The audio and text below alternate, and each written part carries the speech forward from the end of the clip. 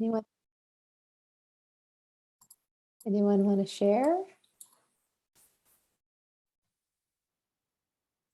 Yeah, I can share a little bit. Okay. I was with Cassandra, and I feel like we did a good job of, at first, I think I even shared a little bit like, wow, they got really deep, like really quick. So kind of bringing up that maybe a little bit of nerves, but then also just kind of, it was nice to share about my own feelings about being in the training and and how it relates to me emotionally and mentally. So I thought it was really good. Nice.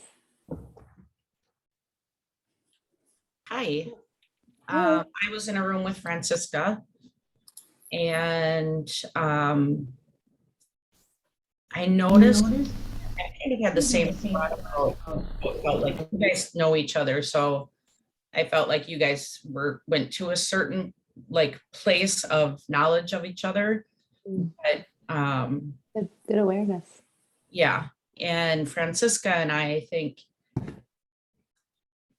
both got teary, even though it wasn't sharing of like real personal information or childhood stuff or any of that kind of stuff that came up, but just being in that space with each other and having somebody's undivided attention and just being able to notice just felt really foreign at first, but then felt very comforting. Nice. Yeah, it's different. It's different than just a conversation where people are just mindlessly talking about something when you're really being mindful. Nice. Thank you. Can I add something? When I shared this in the other training we just did, but when I do this with clients, I sometimes will I try to do this with almost everybody because I have found it to be such a powerful exercise. And I have a particular client who we ended up doing it. Like I said, I don't normally do this for 40 minutes with people, but that was a very off thing, but we did end up doing it for 40 minutes. And she asked if we could do it the next session. Wow. Because it was the first time she'd ever felt like she was even able to say what's really here. Wow. And it completely transformed her reprocessing. And what I did was use it as a way, kind of stopped some reprocessing because she was getting really stuck in not being able to name what's here.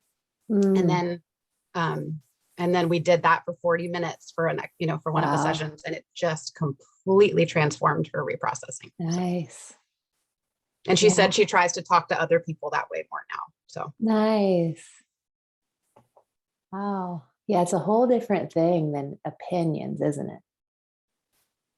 We're so used to getting everyone's opinions instead of their experience. It's powerful.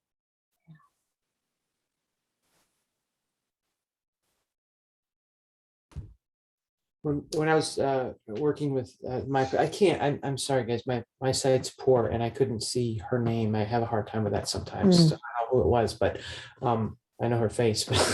But anyway, she can chime in and say if she wants. But it was interesting. There was a kind of an emergency situation she had to take care of for the first couple of minutes there, and or at least a minute or 30 seconds or so.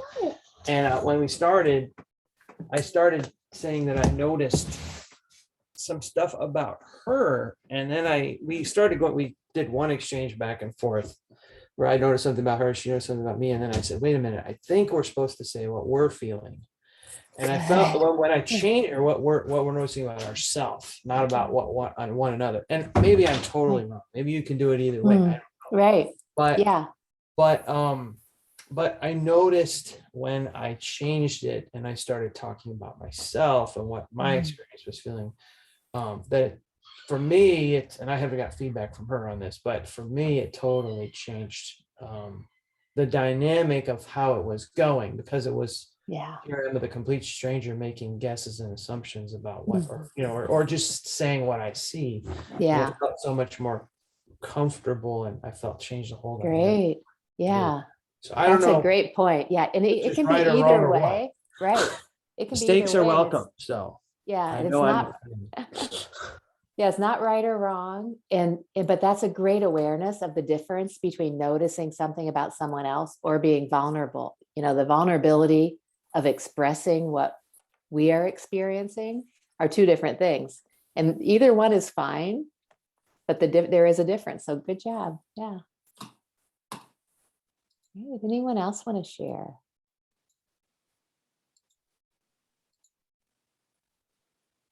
And even if what you share is that, you know, you didn't like it or you had a hard time with it or that was awful. I was just gonna agree with Will in that I think, you know, we're all in the same line of work. And so I think it's our natural instinct to ask about other people and to try and, Mhm. you know, dig in and explore their lives. So I Yeah. kind of had that same instinct. I was with Laura. And I had to remind myself, okay, look inwards.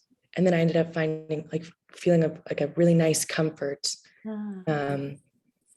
mixed with some nerves because it's tough to be vulnerable sometimes. But it was a cool experience shifting that focus onto ourselves while also maintaining a focus for the other person. Yeah. Good. That's a great awareness. And that's right. As therapists, you know, it's not a coincidence that we became a clinician where we're talking about other people.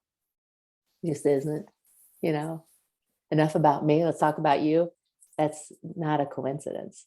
And so it's a great awareness to see that we're used to that and where that comes from, you know, that's a strength. You know, that's what we learned how to do. Notice what other people are experiencing.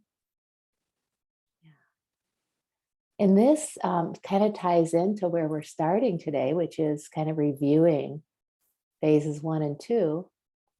And so this is an example, and you got to experience yesterday some examples of resources.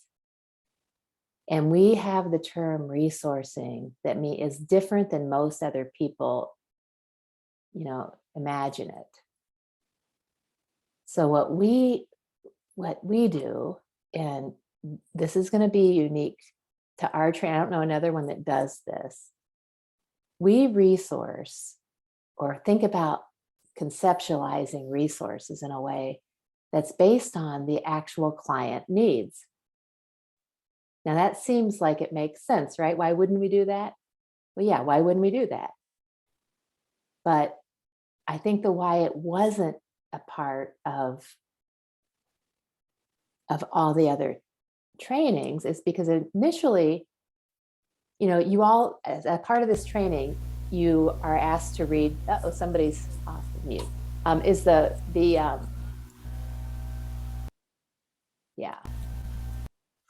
yeah, Dolores, I think that's you.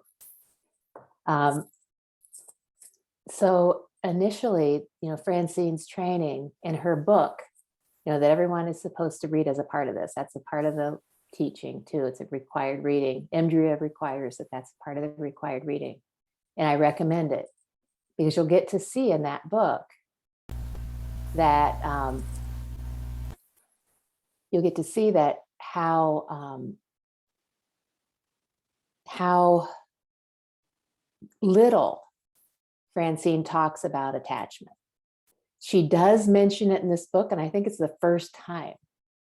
She talked about the developmental milestones initially, that when people have trauma, they miss developmental milestones. And I think that's what she was referring to. But, you know, the traditional model is wonderful. But what I found after teaching, and I was initially trained by Francine, and then I was trained to be a trainer by Francine. And I just feel so grateful for that opportunity, you know, and I was a trainer for, with the traditional model for 7 years. And so prior to developing this, and so I got to see where people were getting stuck. And I was also curious about how can we work to prevent that, because that's the same thing that people are talking about in consultation where they're getting stuck with their clients.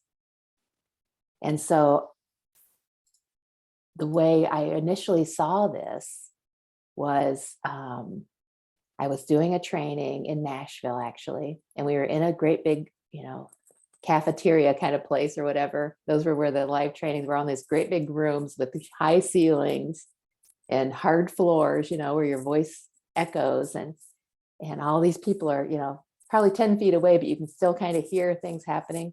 And so it's just like a petri dish for people's answers to come up, and also, as you experience, this training is intense, and we're getting, as we talk about those examples of the root under the answer, or these experiences, that painful experiences, we're activating our own. We can't help it. So people's answers come up, and I was seeing someone, I went over and, at the time you just kind of whisper in the clinician's ear to try not to get in the way. And the client was very distracted and upset. And so I was like, what's happening here? And she said, well, it's too cold in here, and the people over there are too noisy. And, there was, the seat is too hard, and, all the things that were wrong in her environment. And I thought, in my head, I thought, I wonder if that's what she does. And that was really the first time I can remember coming up with these layers of understanding that are a result of our early experiences that are difficult, and we all have them, right? No, and if somebody says they don't as a kid, that's a red flag. It's just a red flag, not that they're lying, but that is one of their answers, is to protect and avoid. And even sometimes we don't, because we just don't have the memories, because that's a good answer. So it's not to blame anybody. I just want to make that really clear. And so eventually I said, I wonder if this is what happens. And she was like, what? Because she was very upset. So I had to be very, and these are defenses. So that's why we want to work with them really sincere, being authentic and appreciating them first. And I said, I wonder if at the time it was really helpful for you to notice what was outside of you, that was easier than noticing what's inside. And when you get it right, it's like a relief for people, and appreciating it is important, because then that part of you is listening, and they're like, well, finally somebody appreciates me, So yeah, she was really good at noticing and kind of focusing on that and getting irritated, And so some other ways that can show up is blame. I'm not going to say that, but I'd be looking for that. Like what might happen in your session. So that's why we want to know too, what happens in your session is that person is just like, well, the lights are too bright in here, or can you turn the air up a little bit, or can you lower those blinds, or why is this clock ticking? And then you're running around trying to fix stuff without awareness of, oh, this is what she's doing to try to, protect herself, or what had to happen. We make it about us if we don't understand it. So we're like, oh shit, you're right. This office sucks, and I've got it. The lights are too bright. I know, and I hate that clock. I'm going to go turn it off. And so I actually had a client who was, I realized after, twisting myself into a pretzel, because she was like, I don't like the light bar. So I want to sit next to each other, and I want you to do the eye movements. But she was a clinician too. And I want you to do them like in the sweeping motion like this. And pretty soon I'm just like doing this, and she has me doing all kind of weird stuff. And I'm realizing, oh, this is a trust issue. Okay. It's really not about she needs it to be all these things. So if that starts to happen, now we have a concept that we can appreciate it and just be curious. That curiosity has to be sincere though, because what we're dealing with, those parts of us that are protected are super good at noticing whether you're authentic or not, just like 3-year-olds. If you can't trick a baby, you can't trick a 3-year-old. If you're boring, they're just going to walk out of the room, right? So you have to be engaging, and you have to mean it, and you have to tell the truth. And that's the same with our clients. And so they're going to get it. If you don't get it, they're going to, well, I'm just going to keep this from them because I don't think they can handle it. So that's the beginning of our review from yesterday. But how about if we have any questions? Does anybody have any questions about yesterday? Let me see. I'm going to pull up the slides just to see. There's the questions. Here's what we did yesterday first. All right. So about any of this that you talked about. So we're understanding the answer. And what's important about that is we're understanding that it's not just an exercise that you go through once. It's a concept that you're holding in mind. And as the client feels safer and safer, they're going to have different layers of answers that show up. And so that awareness that somebody already had in the beginning was good, because that's what happens. And what we're doing in the preparation phase, and even that noticing exercise, that's an opportunity for expanding a window of tolerance of being here, right? So the window of tolerance is all about difficulty being present. And when it gets too intense, either positive or negative, they cut off some way. And so ways they cut off could be our defenses, like fight, flight, freeze. And flight might be dissociation, right? So it could be just zoning out. It could be just feeling confused. Confusion can be a great flight response. And so those kind of things might show up like that. And what we're doing is looking for their readiness and safety to reprocess, to be with what's here. Right? So being with the truth of the moment without managing it. It's the secret to happiness. Our management gets it all stuck and, tied in knots.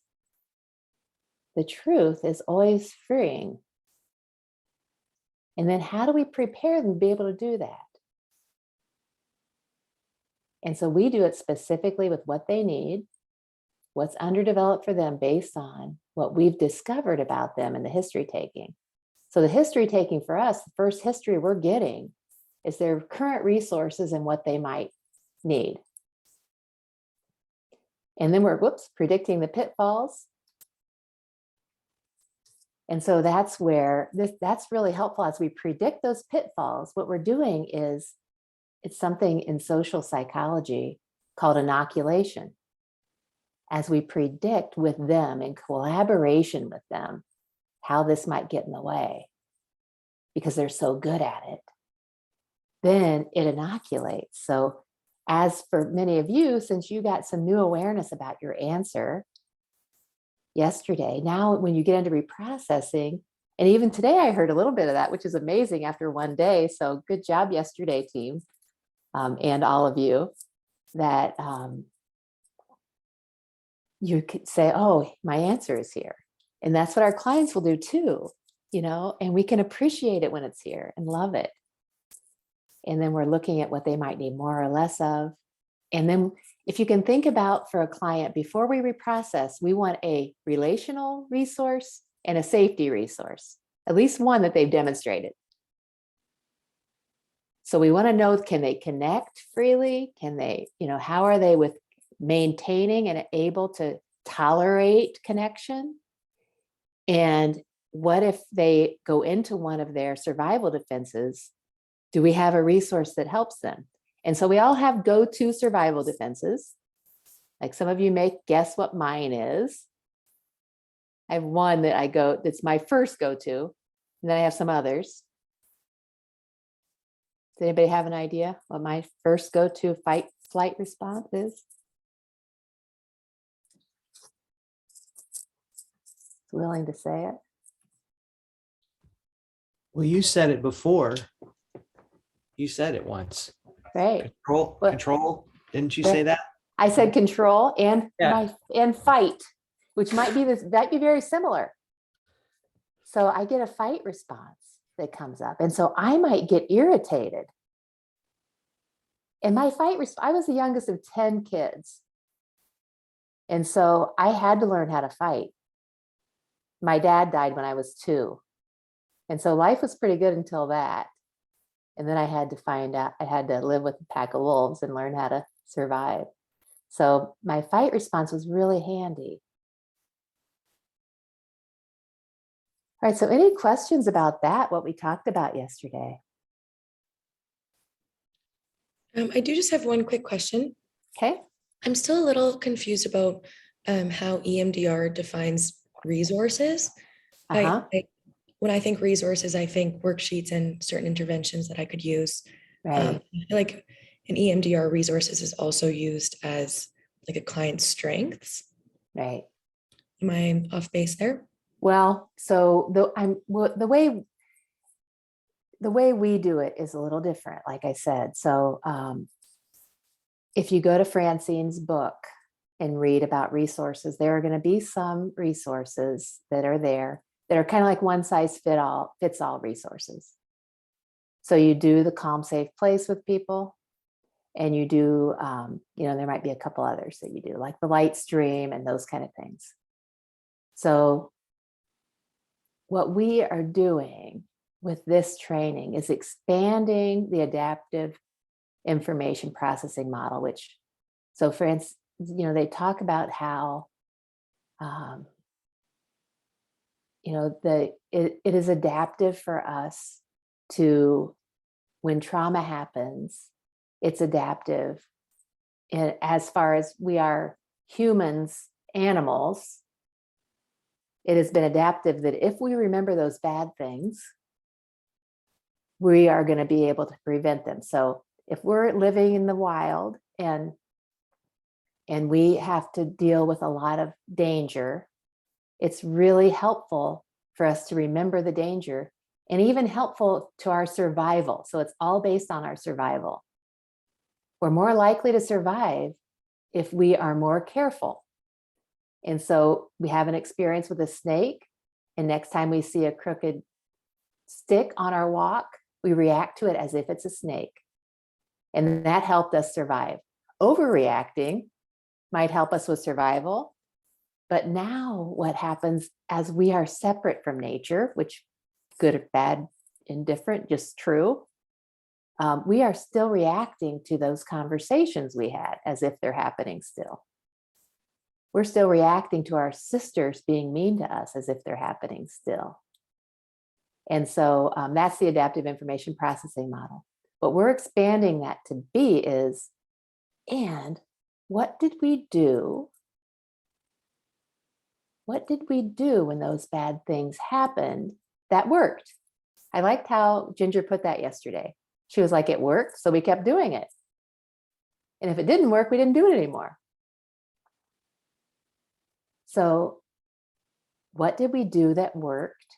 And how does that become out of balance? And that's what we're all really, that's what we're working toward. And as we come into therapy, those presenting issues are going to be presented. And if we're thinking, oh, so if I come in and I say, I've been trying to write, I know I need to write a book. I'm having a real hard time doing it. And, I'm frustrated by it, and I have a hard time getting help. I've done, I'm too busy doing things I don't want to do because I'm always doing things for myself. And, and I tried it. And I tried trusting somebody else to do it, and they messed it up. Because I'm not really good at getting help. And so when I do it, I probably only halfway do it. And so that's, if you're thinking, so we're expanding that adaptive information processing to include resourcing of actually what we need. And so for me, you might want to try a boundary exercise, or you might want to try a trust, which boundary and trust exercises are always the same. And so for me, it's hard for me to trust that somebody's going to be there in a way that works for me. And so as we play with that a little bit, because how's that going to get in the way? Oh, it has.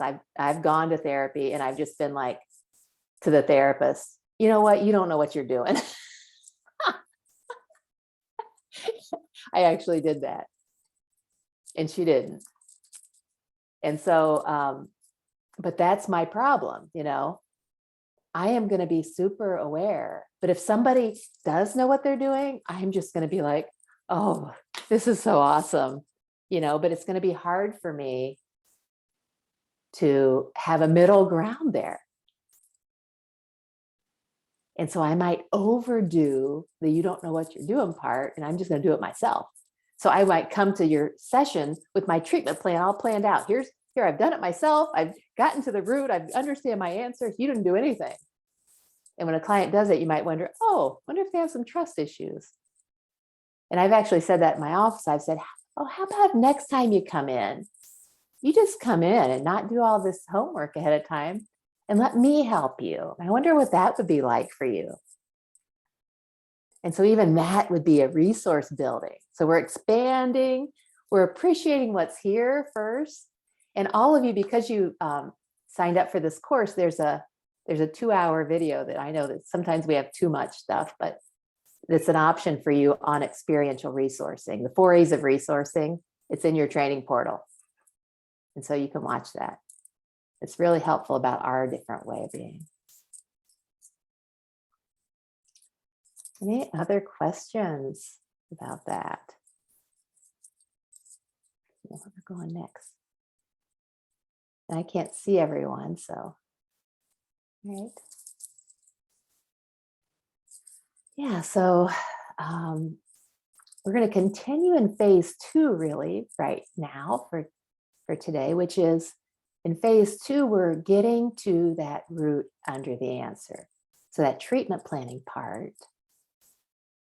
And it's important to do the resources first, because what we're getting to, as we get to the root of it, we're going to be hitting clay.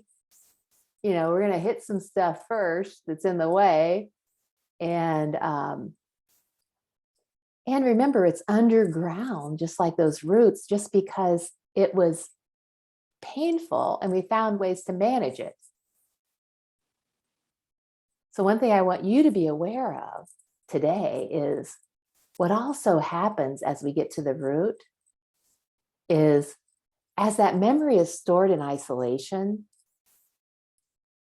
and then we develop ways to manage it, you know, in our life that become our, you know, they could become our characteristics, let's say.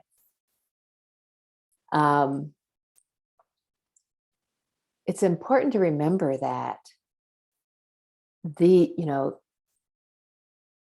how it's stored is with the belief that you only have the resources you had at that time. So it's important for you to recognize it, because your clients are going to have the same thing. So, you know, and it's fine. Everyone gets to, you know, we'll help you to be more surface here if you want to be. We'll also help you get to it if you want to get to it. And what I would just like to offer is, as you think about getting to it, you know, because as we get closer to it, you might be like, oh shit, this isn't what this is the very thing I didn't want to talk about, right? Because all roads actually lead to Rome. It's your system, you know, it's your thing that wants to be healed, but all roads lead there. And so as that happens, just be aware that what also comes up is whatever resource, we only believe we have the resources we had when we were 3 or 5.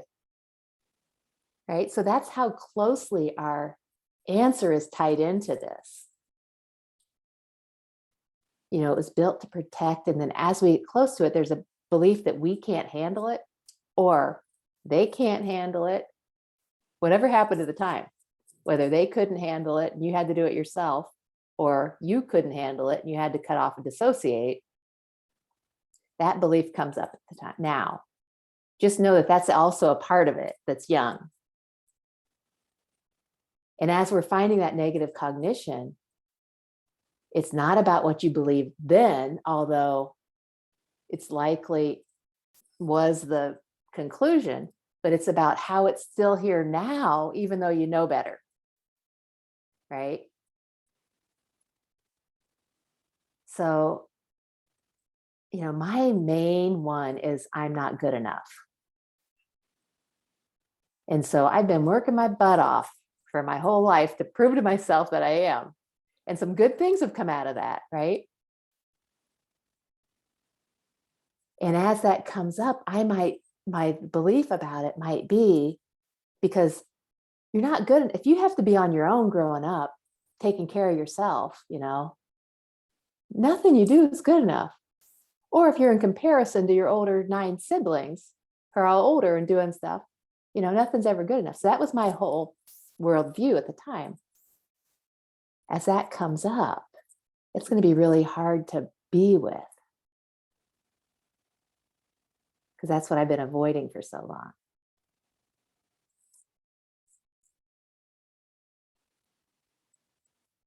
What else are we talking about here? Yeah, so we're going to talk about the presenting issue, the triggers, touchstone memory.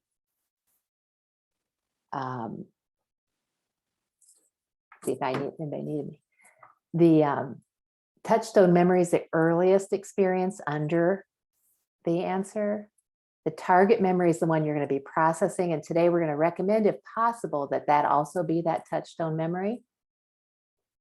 And the negative cognition, which is different than in CBT.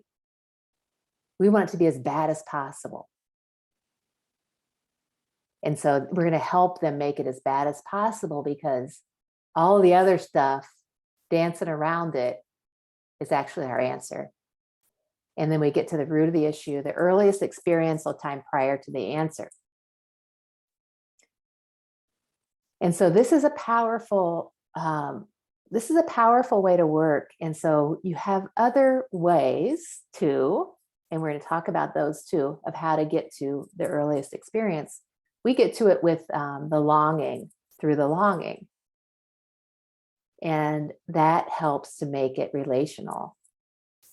And it also helps to get to it. So we're going to talk about the past, present, and future, and how they all fit into the treatment plan. And we're going to start with it one at a time.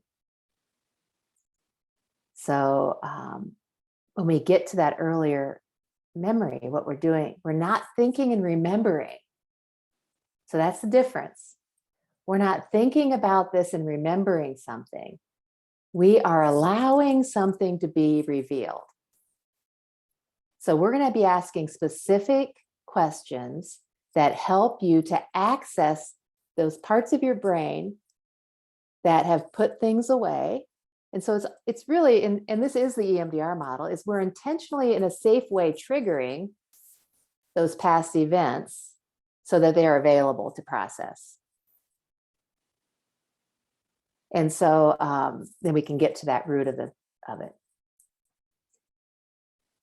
So the issue is kind of the tree grows out of, when they say you plant an acorn, you get an oak tree, right?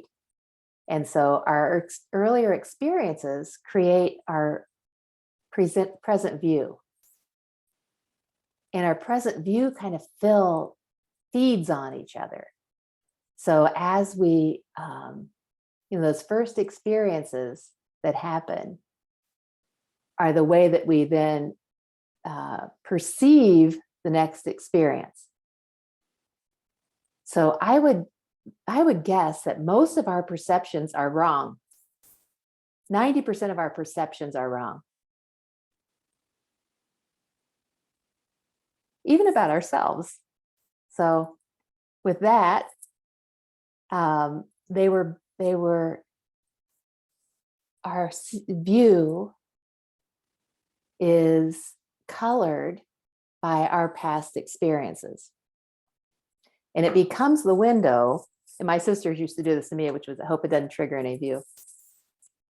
They used to do this to me and scare me when I was little. It becomes the way we see the world. It becomes these lenses that we have on that we don't know we have on. The way we see ourselves in the world. And it keeps us from being free. And so there's a funneling that happens. And as that funneling is in other types of therapy. So that funneling is where we go from most, broad present, but we want those specific moments. And so we're going to be asking that several times as we're doing this. It needs to be a specific moment in time, because as we do that, that lights something different up in the brain than having a general. Like in general, I don't trust people. We're so used to that, we're so used to living in that it doesn't even light anything up. But if I say, yeah, when there was a time recently when I thought I could trust someone and it fell through. And then you say, give me a specific moment in time. Yeah, my partner was,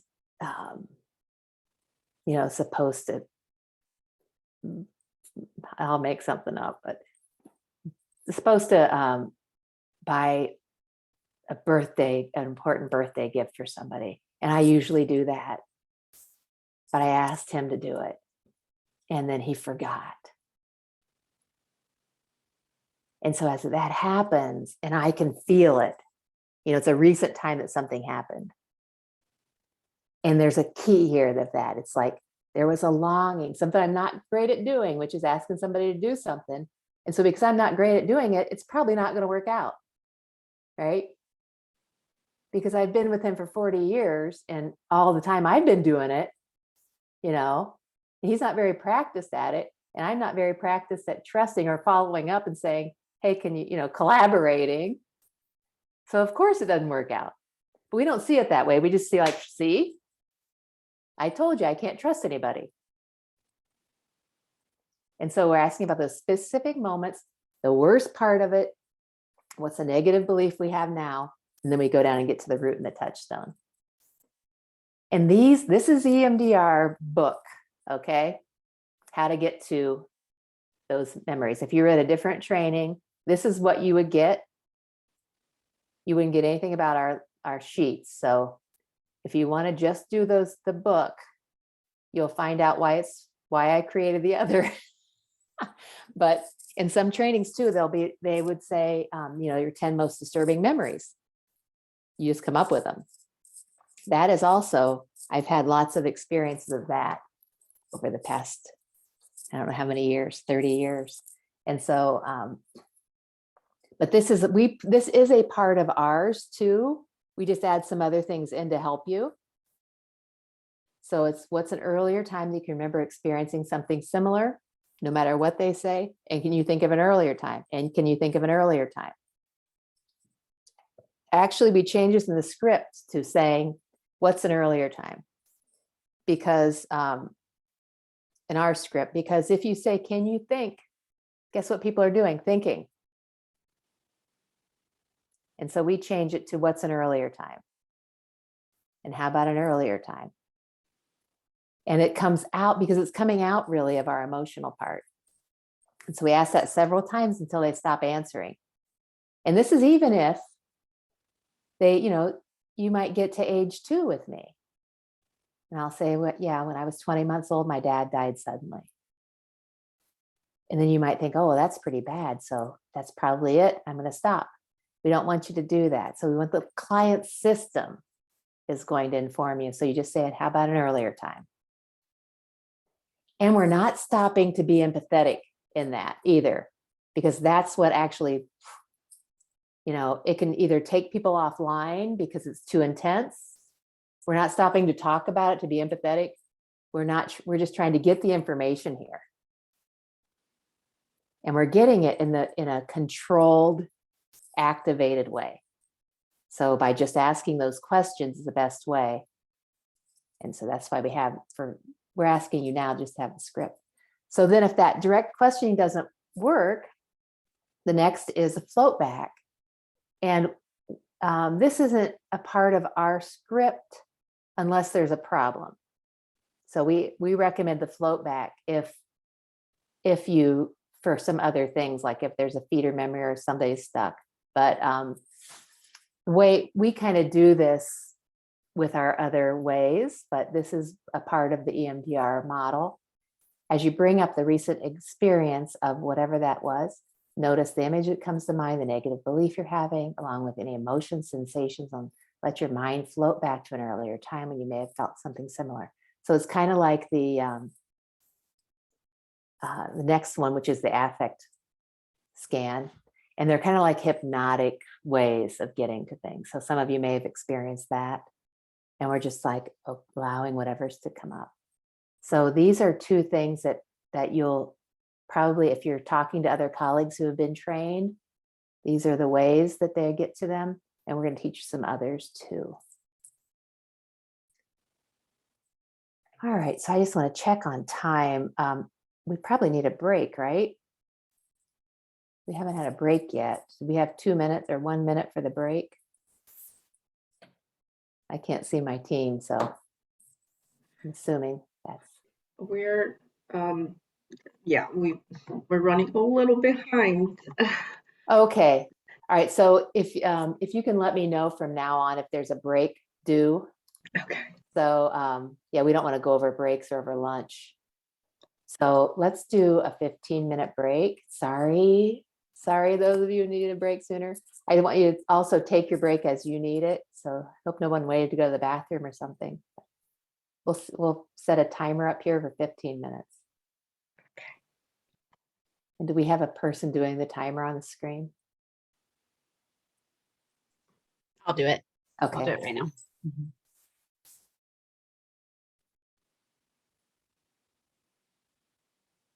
I'm going to talk about the negative cognition for a minute, but I already did, so we can kind of breeze through this. I've already talked about the negative cognition a little bit, how it's a little different. And then we're going to begin and have an experience this morning of finding the problem. And so the finding the problem sheet is also a PTI tool. You know, it's an extra thing that we're giving you in this training that expands the adaptive information processing model. And it's powerful. All right. So, but the negative cognition is an important part of the EMDR model because it's different than cognitive therapy. So here we're looking at not the thinking. We're not looking at ways people are thinking, but we're looking at this core belief that is an expression or the meaning that was made out of these earlier experiences. That's how it's different. And so this could be a paradigm shift for some of you, which is we want it to be as bad as possible. Because what happens initially is that people will try to gloss over it. And they'll say, well, no, I don't believe that I'm a piece of shit, or I don't believe I'm unlovable, or I don't believe I'm whatever. Well, yeah, that's true. It's what we know it's not true, but we feel it.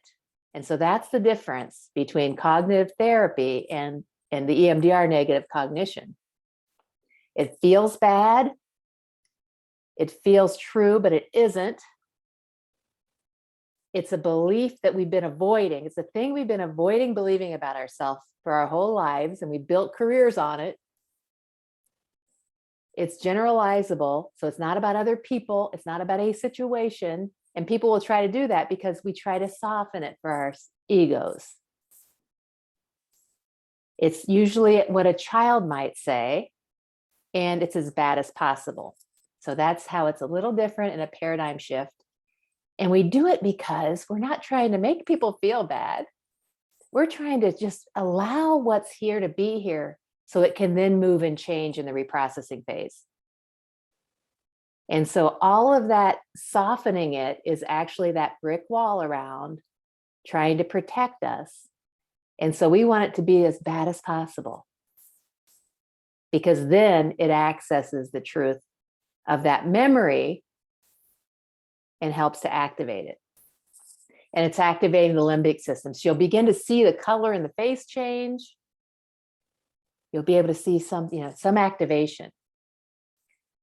And so there's, different scripts that help you to see, like, if somebody is doing that, but our way helps you to actually find it easier. So when we bring up the worst part, what's a negative belief? and there's two things on your script, and we'll get to that later, but sometimes we might need to help people. So if somebody says, I'm incompetent, you might say, so does I'm stupid fit. Because a kid isn't going to walk around saying I'm incompetent, right? And so it might not access those earlier memories. And so we want it to be, fit that criteria only because it accesses it. It makes us feel worse, which is it only feels worse if you resonate with it somehow. So that's the good news. That's the way it tells you if you're on the right track or not. And so the correct one will light up the limbic system, which is your face might change a little color. You might, no, not this again. And so the root of the problem or the answer to the root, the client's answer will surface.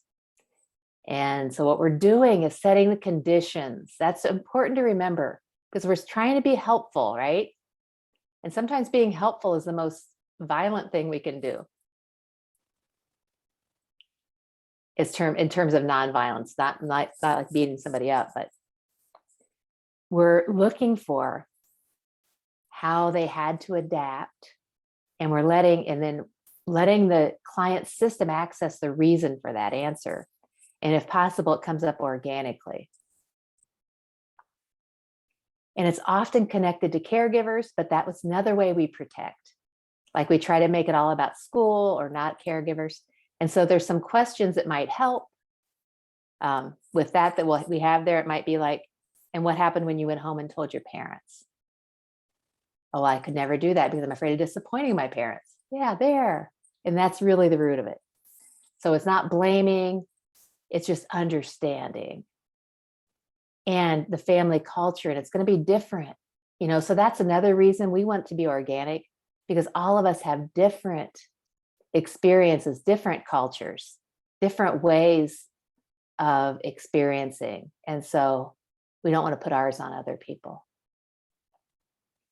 And also it could be something that didn't happen. Like, trust issues are built around, something didn't happen. Somebody wasn't there in a way that we needed them to be. And so we're thinking about that as we access it. And there's some lists here. They're just to help you. We don't want to hand somebody a list and say which one for any of our sheets. Don't hand them to people and say which one is you. It's just, these are just to help you to kind of get a hypothesis, and also to help you to be able to hear them as they come up, what are possible negative beliefs. And they're all, if you notice, they're about self, not about the world. So there's these, and then there's about safety. And, if it feels like it's true, so like some people might say, well, we're in a dangerous culture right now, and so I'm not safe. But what we're talking about is in this moment, sitting right here with me, as you bring up that memory,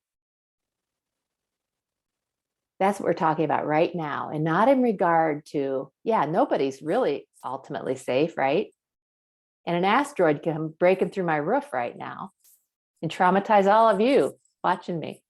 We don't know what's going to happen next, but but it's just right now is what we're always talking about. And it's something that we know better, but we feel it. And so sometimes answers will come up. And so if it's, and I think Alice said this in her last training, she said something like, if it's I have to, that's probably an answer. If a part of their negative cognition is I have to do something, or I have to be perfect, I have to be in control, it's likely that's an answer. Because I have to, because that was adaptive, right? So that's an answer. And so what does it mean if you're not? Oh, that means I'm worthless, I'm not lovable, I'm not important, whatever it is. So and there's just some examples of that. And so some common mistakes, or it describes behavior. So it might be, I'm a bad mom, or I can't, I can't do the dishes, came up for some reason, but I can't do something well enough. Those are also, what does that mean about you? So it's like this core, it's a thing they've been, it's a lie. We call them memories and lies. And so something that happened that gave us this belief about ourselves or the world. And so it's not heady or too adult, and you're not thinking about it. It's more like it comes from up here. It comes up from. And so, if it's the right, you'll see something. You'll see some affect. And the positive cognition is like the hope for the future. It's somewhat believable. It's also about self, not others. And so a negative cognition of I'm not loved could be true, right? Or my mother didn't love me. That could be true. There are mothers who aren't capable of love. But I'm not lovable can't be true.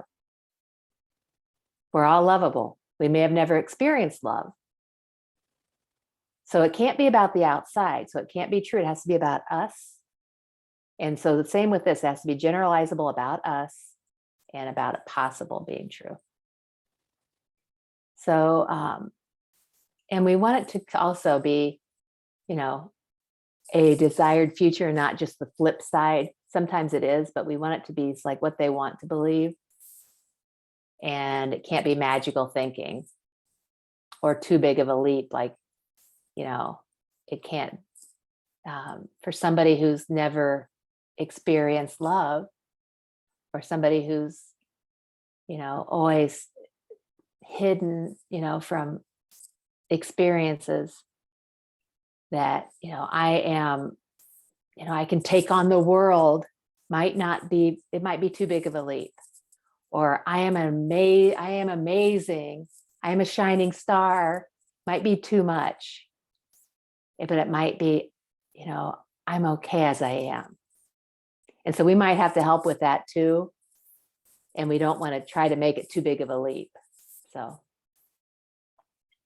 yeah, and it's about now, not then. And that's important. And we'll remind you of that because that comes up because people think we're talking about memories. So we think we're talking about the past, but we're actually talking about the memories that are here.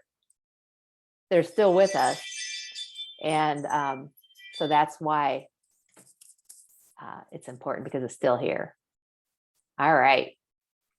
So we are going to do an experiment and an experience and a demo. And then we're going to let you practice this on your own here. And maybe we can practice. Well, yeah, we can just practice it on our own here. I guess that's fine. So so if you can pull up your sheet on your own, I'm going to have you do that so you can see us as we do it, of your practice sheets for today. And in your practice sheets for today, you should see, does everybody have them first of all? Yeah. Okay, so first it's the mechanics. Let's see what it is. Yeah. First, you'll see mechanics, and we're going to practice that in a little bit. So keep scrolling down, and then the virtual mechanics. And then you get to finding the problem. I just put them in the chat, if that helps. Okay, great. So then I think it's on, if you scroll down to finding the problem. All right. And so did everybody find that? That's what we're going to practice right now. Demo for you, and then you're going to do this for yourself. So this is something you're not going to get at other trainings, and the reason we created this is because people were kind of starting off on an answer, and sometimes they were starting off on a problem that's about somebody else. Let me shut my door. I just realized it's open here. Thank you.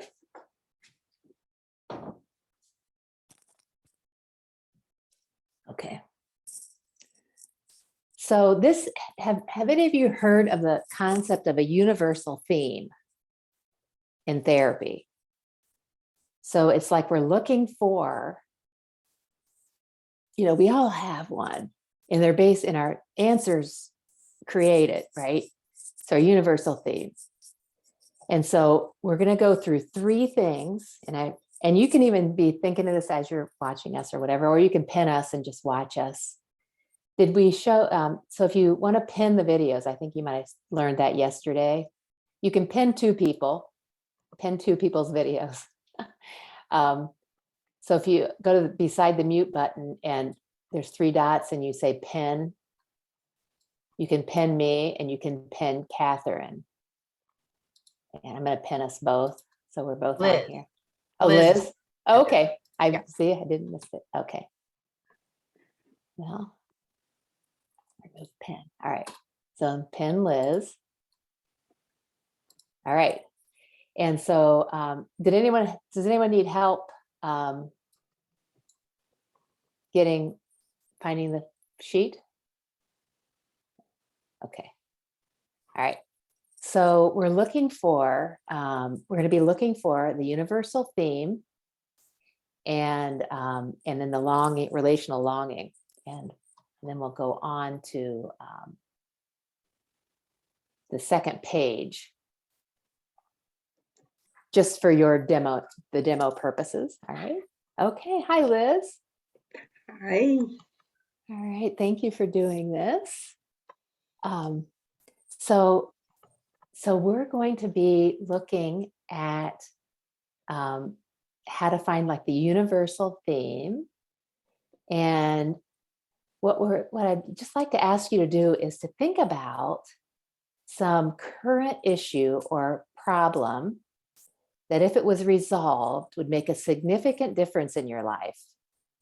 And we're going to ask for 3 of those examples. And it's something that's fairly persistent and it feels like you keep recycling it. And so just one at a time, just like, what's something that if I could wave a wand and say, and make it better for you, that it would be, make a significant difference in your life if it was different?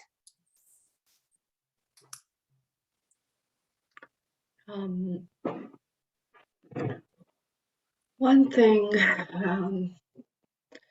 I tend to overcommit myself quite often, Okay. feeling like I'm quite balanced and okay, and then all of a sudden, Okay. losing balance. Yeah. So like doing a lot, it sounds like, Doing- and committing Feeling yourself to do. excited about things and committing. Okay. Yeah. All right. And how about another thing that keeps happening, that if it were different, it would make a significant change in your life? It's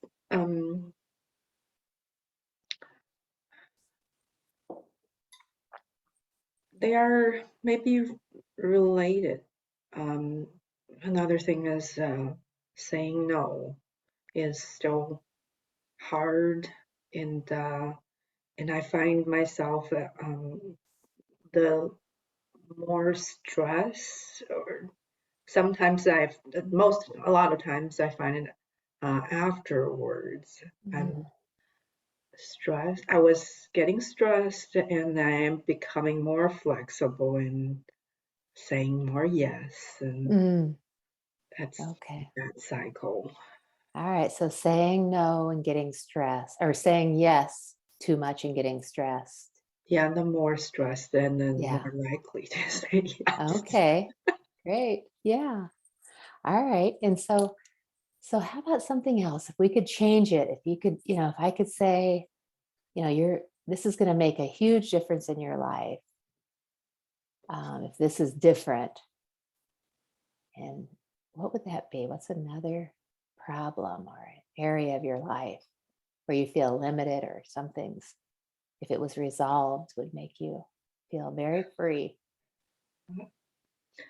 Maybe the irritation, frustration when it happens a lot. I have a 4-year-old. Whenever it's taking forever to get dressed, or after reminders and just can't get to brushing her teeth, Yeah. and she's still so jolly and distracted, and I'm feeling like she's doing that on purpose, and I Yeah. really Okay. Great. All right. Those are good ones. Okay. So, so we're going to look at each one of those. So for each of those, how is it something you're good at doing? So let's start with the overcommitting yourself, getting excited about something and then overcommitting yourself. How is that something you're good at doing?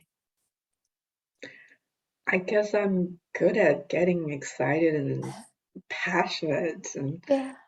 um, like sparks going off and Yeah. Yeah. It sounds like you might be good at learning too. Like, definitely yeah.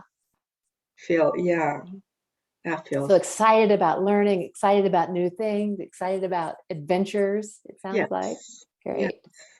Okay. And then how about the second one? How is that something you're good at doing? Not saying no, and then getting stressed and then more likely to say yes. I guess in that space before I get too overwhelmed, I'm fairly pretty good at maneuvering or finding creative ways of just doing more. Yeah. Okay. Yeah. So you're good at doing. It sounds like you're really good at that. Like doing things, being creative. You're good at figuring out how you can do more and how you can fit it all in. Yeah. Yeah. Great. All right. And how about with this last one, irritation or frustration 4-year-old? How is that something you're good at? Uh, it's hard to find good enough. Yeah, it I is feel I hard. need myself Yeah. getting. I guess I'm good at staying focused. This needs to be done. This is the next task, and this is the Yeah. next task, and we Right. should be in bed or should be ready this time. Mhm. Okay. Yeah. So you're good at like structure, it sounds like. Yeah. And like, Task, yeah, yeah, focus. what needs to be done. And so another doing. So all of them have to do with doing, it sounds like. And focus. So those are good things. I mean, I'm sure that's gotten you a lot in your life. You're here, doing this, which that takes a lot to get here, really. You've got through a lot to be here. And probably lots of other really good things. So, yeah, so good at focus and tasks oriented, recognizing what needs to be done. And we're even actually benefiting from that all today, aren't we? You're good at that. So, for each one of those, now we're going to listen for how it's been a resource or adaptive to stay connected. And so those are what we're looking for. And then what's the relational longing?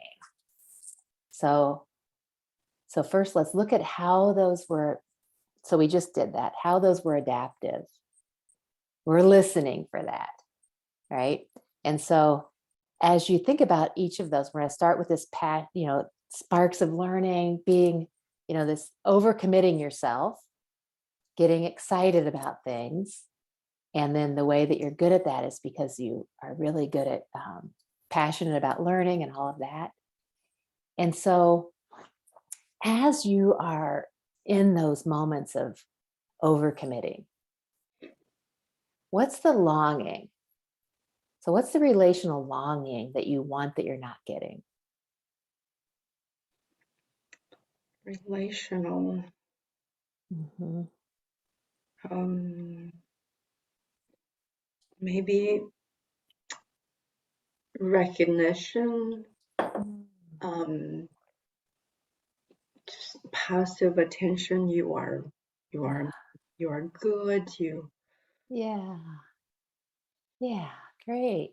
That makes a lot of sense. Like just working really hard and wanting to be noticed that you're working really hard and you're doing so well. Yeah, great. And so how about the second one, not saying no and then getting stressed and then being more likely to say yes, kind of overextending yourself. Um, What's the relational longing with that when that happens?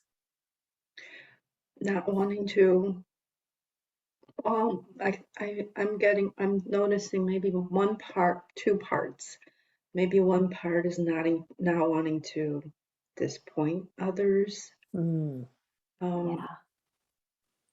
and Yeah. another part, I still,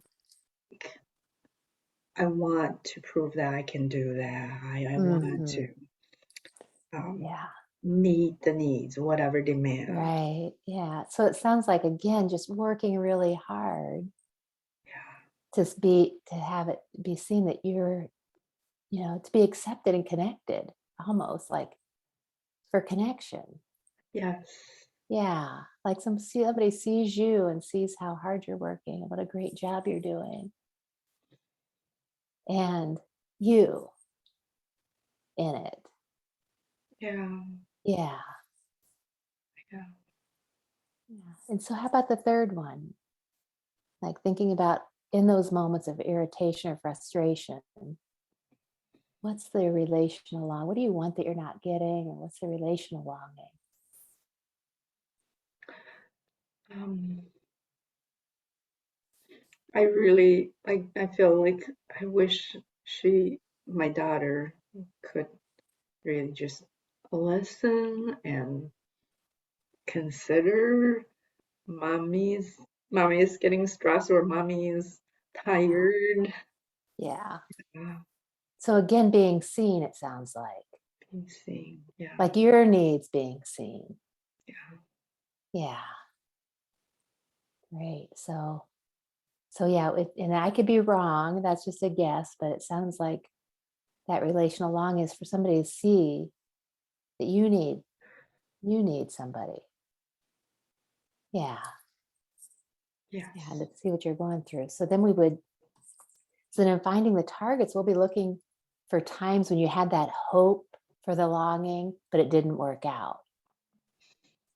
Because like I said before, we're not that good at it because you're so good at just doing and, we're, doing things yourself and working hard and getting things done and focusing on the tasks that you're probably not that great at, even asking for that connection or how about me, can't you see I'm really stressed or, that's harder. So we'll be looking for those times when you had that longing, like recently. Can you think about a time when something happened that, so that current frustration or limitation, you would pick one of those, and Mhm. we'll be looking for times when you wanted that relational longing. It didn't work out. Can you think of any recent times that happened? Yes, a very recent one. Great. Okay. I, Yeah. You can um, share it with me if you want, yeah, just as a, this weekend, knowing this week is gonna be extremely busy, I I think I communicated with my husband, and hoping like maybe didn't explicitly ask Mm, for help or right. um and when he just so cheerfully, yeah, I'm gonna play volleyball afterwards on Monday. He does always plan like these weekly. Mhm. Like I immediately started to be so frustrated and Mhm. yeah, Yeah. just Good. That's a good was about example. to Yeah. lash out on him. Yeah. Really? Yeah. And that tells us that's a good sign. Like whenever we get angry, it's a good sign that we've somehow let our boundaries be crossed or we haven't been clear up Or front about it. Right. perceived. I Right. perceived. Yes. Yeah. Yeah.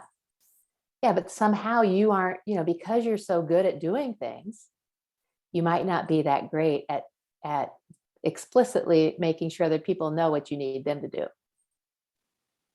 Yeah, great.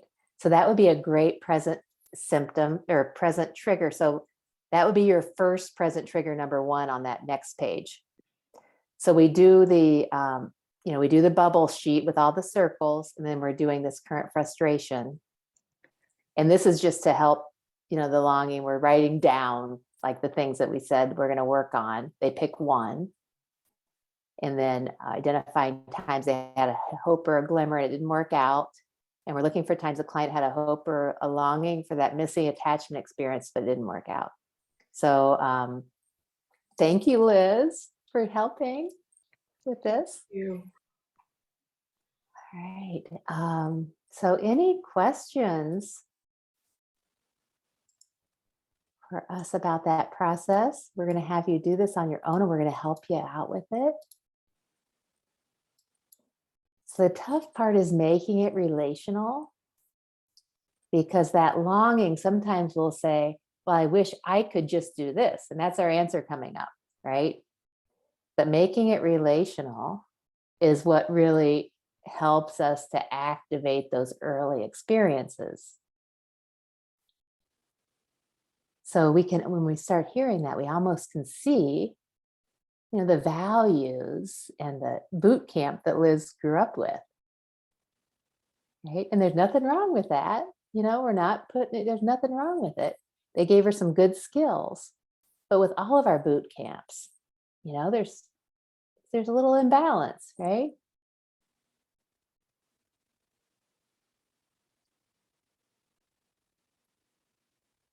So go ahead. I wanted to ask a question. Are we using the bubble when we're asking these questions, or are we using the line? You're going to do the bubble for yourself right now.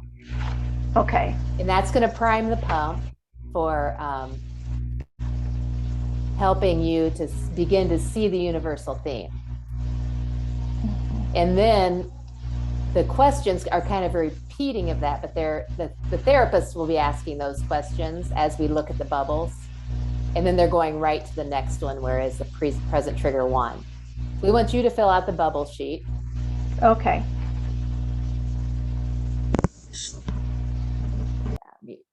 And so I'm sorry, Dolores, I muted you because there's a background noise. Go ahead and unmute yourself. You're talking. So after we finish these questions that are particular to ourselves, do we, I was looking for the questions, is that finding the root of the answer, is that the one we're using as a format? You're doing finding the problem. Just the bubble, just the one with the circles right now. Okay. Okay. All righty. Thank you. You're welcome.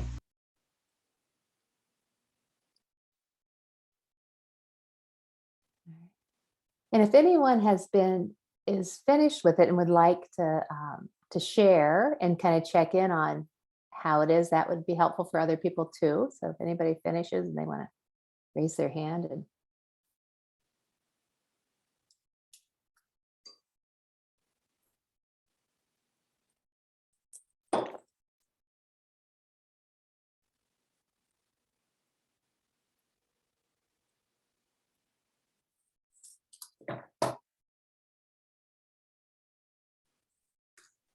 your comment just confused me a little bit. Are we doing this independently, kind of reflecting on ourselves, or are we gonna Yes. break out and do it? Okay. Yeah, you're by yourself right now. Okay. Yeah. Thank you. And then you're going to break out and use it, but we want you to do this for yourself first. So think about 3 areas that if they were resolved, and the reason we say it's fairly something persistent that you keep recycling is that makes it about us, so it's easy, it's not about somebody else. And should this be in the child's talk? Like, should we say, like, I'm stupid, or should we say, does it really matter either way? No, here we just want it to be, well, it could be, you could, if that's part of a problem that keeps recycling, is I keep holding myself because I feel like I'm stupid. I hold myself back. Or I don't speak up because I'm afraid people will think I'm stupid. That's fine. But it's just basically something, if you want to be free, if you were free, you know, because if somebody could say, if me, you know, I hold myself back when it comes to my colleagues. You know, if I'm in a meeting with other trainers, I kind of, a part of me wants to defer to them. I'm starting to speak up more, but that would make a big difference if I could just go in and own my power and be like, yeah, here's what I know and here's what I don't know. So whatever would help you to feel like you were completely free. Okay, thank you. One, then the next, and the next, right? Yeah. So one of mine might be delegating to other people. I have a problem doing everything myself. If anyone wants assistance, that's what we're here for. So let us know if you're struggling.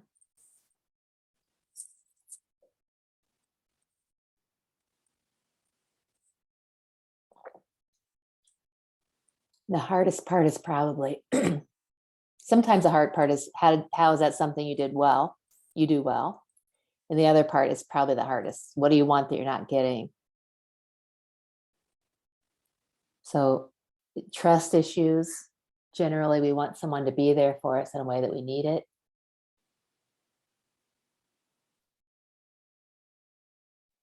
Empowerment issues might be we want someone, you know, to see us.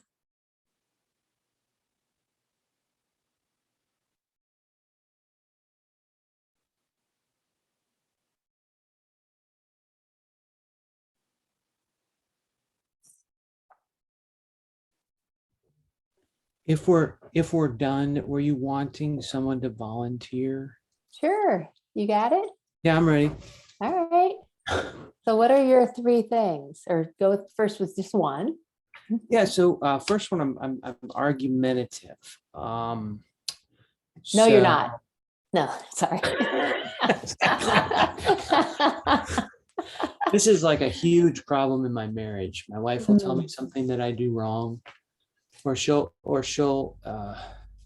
we were in the golf cart yesterday. She told me I was too close to the edge of the road, and the golf cart was going to tip over, and my immediate response is, no, I'm not. You know. Yeah. Okay. Even though she has much better vision and is looking on the side of the road, Okay. I'm yeah. not. So clearly she was right. Good awareness. So it Um, sounds like, yeah, you're good at, well, go ahead. So you're argumentative and Argumentative. And am I going across to the right? or yep, you want me to do go across to the up? right. Let's do Across across the, yeah. And these two are going to be, the next two are going to be kind of related, because I'm self-diagnosed ADHD. So I'm inattentive. So I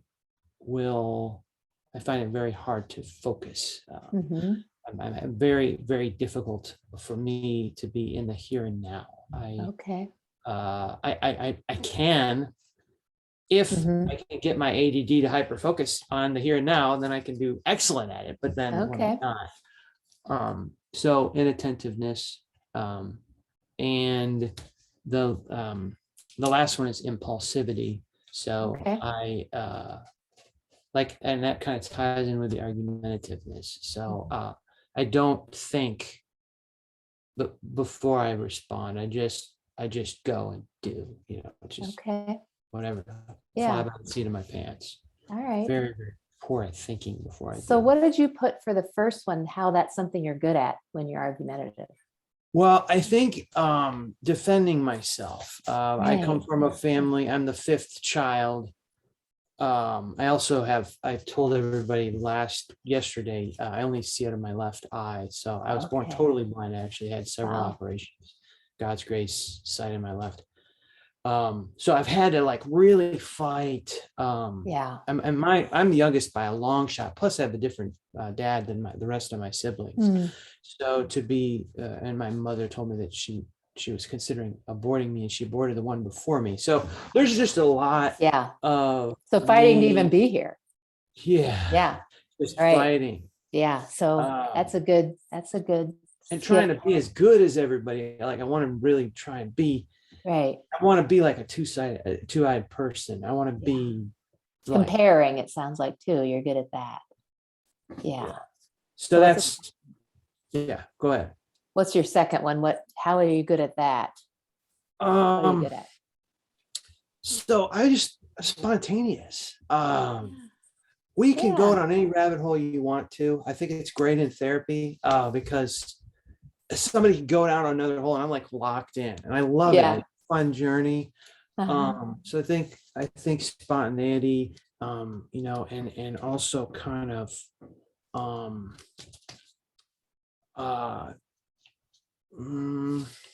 Yeah, you're good at having fun, it sounds like. yeah, Yeah. I love having fun. Yeah. In fact, that's what I long for. That's what we'll get down to the Yeah. bottom. Right. And then for the impulsivity, I think adaptive and creative. Right. So I just wanna, I could get with anyone. One of the ladies just telling me yesterday, I think it was you, Liz, is saying like, yeah, you just make everybody feel good and just have fun and, you know, feel at ease and blah, blah, blah, blah. So, Right. so I think it's, you know, it's cool. I mean, it's, I can Right. do with any client, just go with them, and, or any person, I don't Awesome. need a stranger kind of a thing. So, All right. So let's go with the longing now. So the first one, when that happens, the when you, longing is for understanding. I want understanding and respect and okay. Yeah. compassion. Yeah. Yeah. So it sounds like, you know, when your wife does something, your initial reaction is to, I think it's personal. Yeah, just want, yeah, and I want to Yeah. explain And you myself. want, yeah, and you want Just her wanted to to believe the best and be like, you know, right. dude's driving a golf cart with one eye. He's trying his best. He's trying not to put us at risk, and so Yeah. like, he's, you know, doing what he can. Right. Rather Yeah. than, So you're it gonna kill sounds us. right. Yeah. No, I'm Which not. I'm not trying. I don't yeah, want to. right, right. So it somehow it triggers competency for you. So it sounds like you want her to know that she can trust you, that you can take care of things. Yeah. Yeah. Okay. So how about the second one? What do I you want in want those new moments? experiences and fun. Okay. Yeah. And so I just it want to have sounds fun. well, it sounds like also there's a part of it's helpful to maybe it was really useful to have fun or to be funny or to help manage other people with that. I'm talking about, you know, myself too, as the youngest, you know, the class clown kind of thing. Yeah. But that also keeps us from being present and right here. So maybe I'm wondering, and I'm curious, is the longing to have somebody who can be here with you with the hard stuff? It could be. Yeah. Okay. Just accepting. Yeah. Acceptance. Yeah. Like you don't have to work so hard I'm not, you know, to manage me. Yeah. Like I'll be here with you, even with the stuff that isn't fun or isn't pretty or whatever. Mm-hmm. Okay. And so how about the third one? The third one was for impulsive and adaptive. Again, I had put fun for that one. I had new experiences for the second one, but fun. Yeah. You know, also I think, yeah, I think there's acceptance too. Yeah. Want to be liked. Right. Yeah. Just for who you are, it sounds like. Yeah. Like somebody to be there with you and say who you are. It's And just be fine. enough. Yeah, is enough. Right. And that you don't have to compare to anybody else. Like you don't have to be better than or less than either one. Yeah, good. So how does that feel? So as we're thinking about the targets, you'll be looking for times when you had the hope of that being there and it didn't work out. And so you pick one of those areas, but they all, as you said, they're all kind of related, and that's why we do this. It helps you see, oh, what's the common theme here? It's me. And they're usually very related. They're just different aspects of how it shows up in our life to get in our way. Mhm. Well, good. Thank you, Will. Appreciate it. All right. Yeah, so let me see. Anyone else have any questions?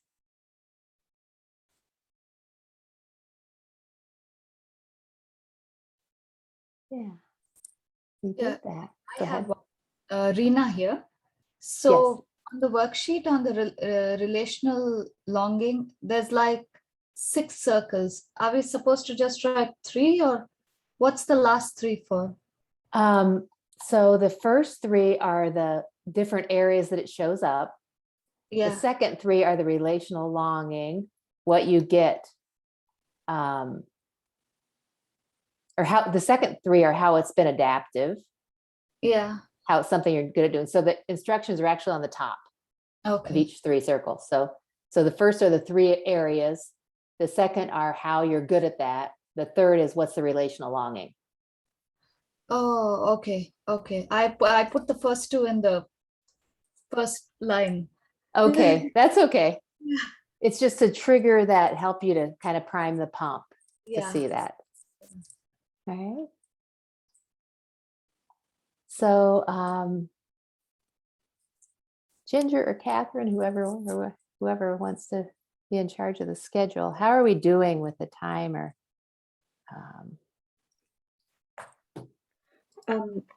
We have until the next hour, which is 11, Okay. for this part, and also practicing the mechanics. Okay, good.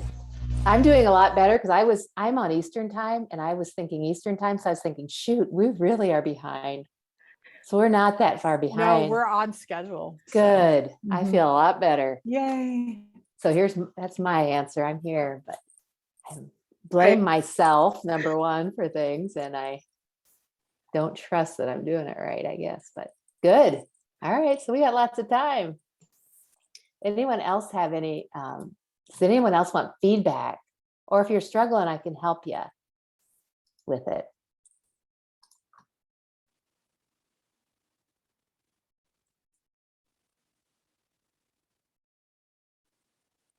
All right.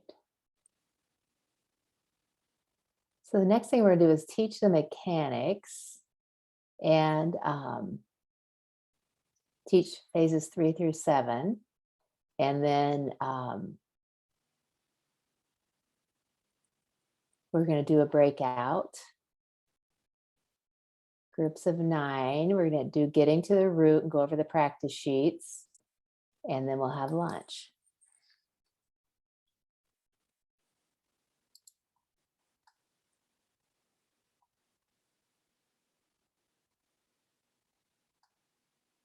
And then we're going to come back and do the reprocessing.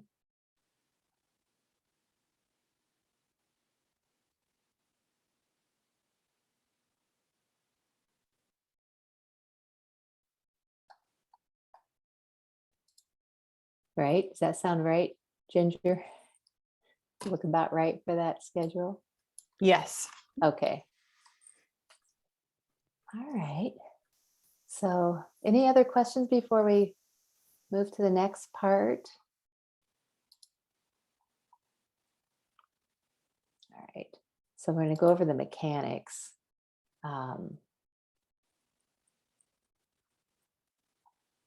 Let's do that on the screen first, and then find it on And this. Deb, just to clarify, so we won't be breaking into the practicum groups to practice the mechanics right now. I just want to make sure I have them in the right groups. We can, we just need to teach it first, right? Mhm. Is that what we're supposed to do? Practice, is teach it and then go into the practice? Yes. Yes. Okay, so that's all right. We have time for Yeah, that. yes. And I have us in our groups, in our practicum groups for now. So yeah, that's good. Okay, good. I was trying to decide if I needed to move them, but All right. So what did I do? Did I scare my whole screen? Let's see.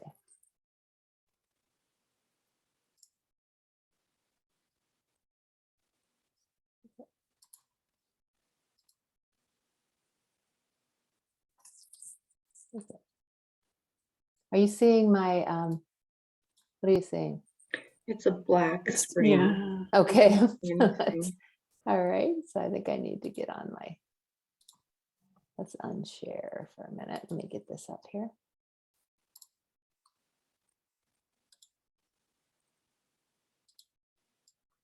There it is behind my screen.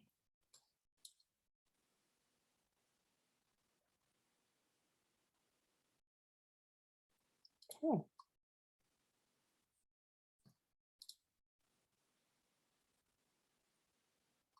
Sometimes Prezi takes a while.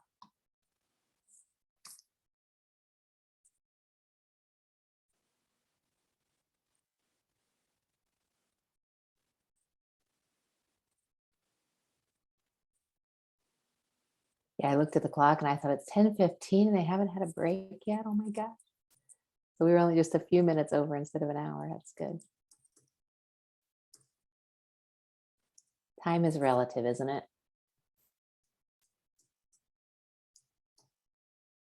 Okay. I have a question while we're waiting. Uh-huh. So would you do the finding the problem before the mechanics or the mechanics first? Like what order do those things go in? So you're going to do finding the, doing the mechanics first. We did finding the problem first because we wanted you to experience, to kind of prime that. That's something we added in to help you, just to help you kind of understand how to do the universal theme. And that's a great, you can do that with clients or not. You can use that with clients if you're having trouble, you know, really getting to how the problem is also there related to them.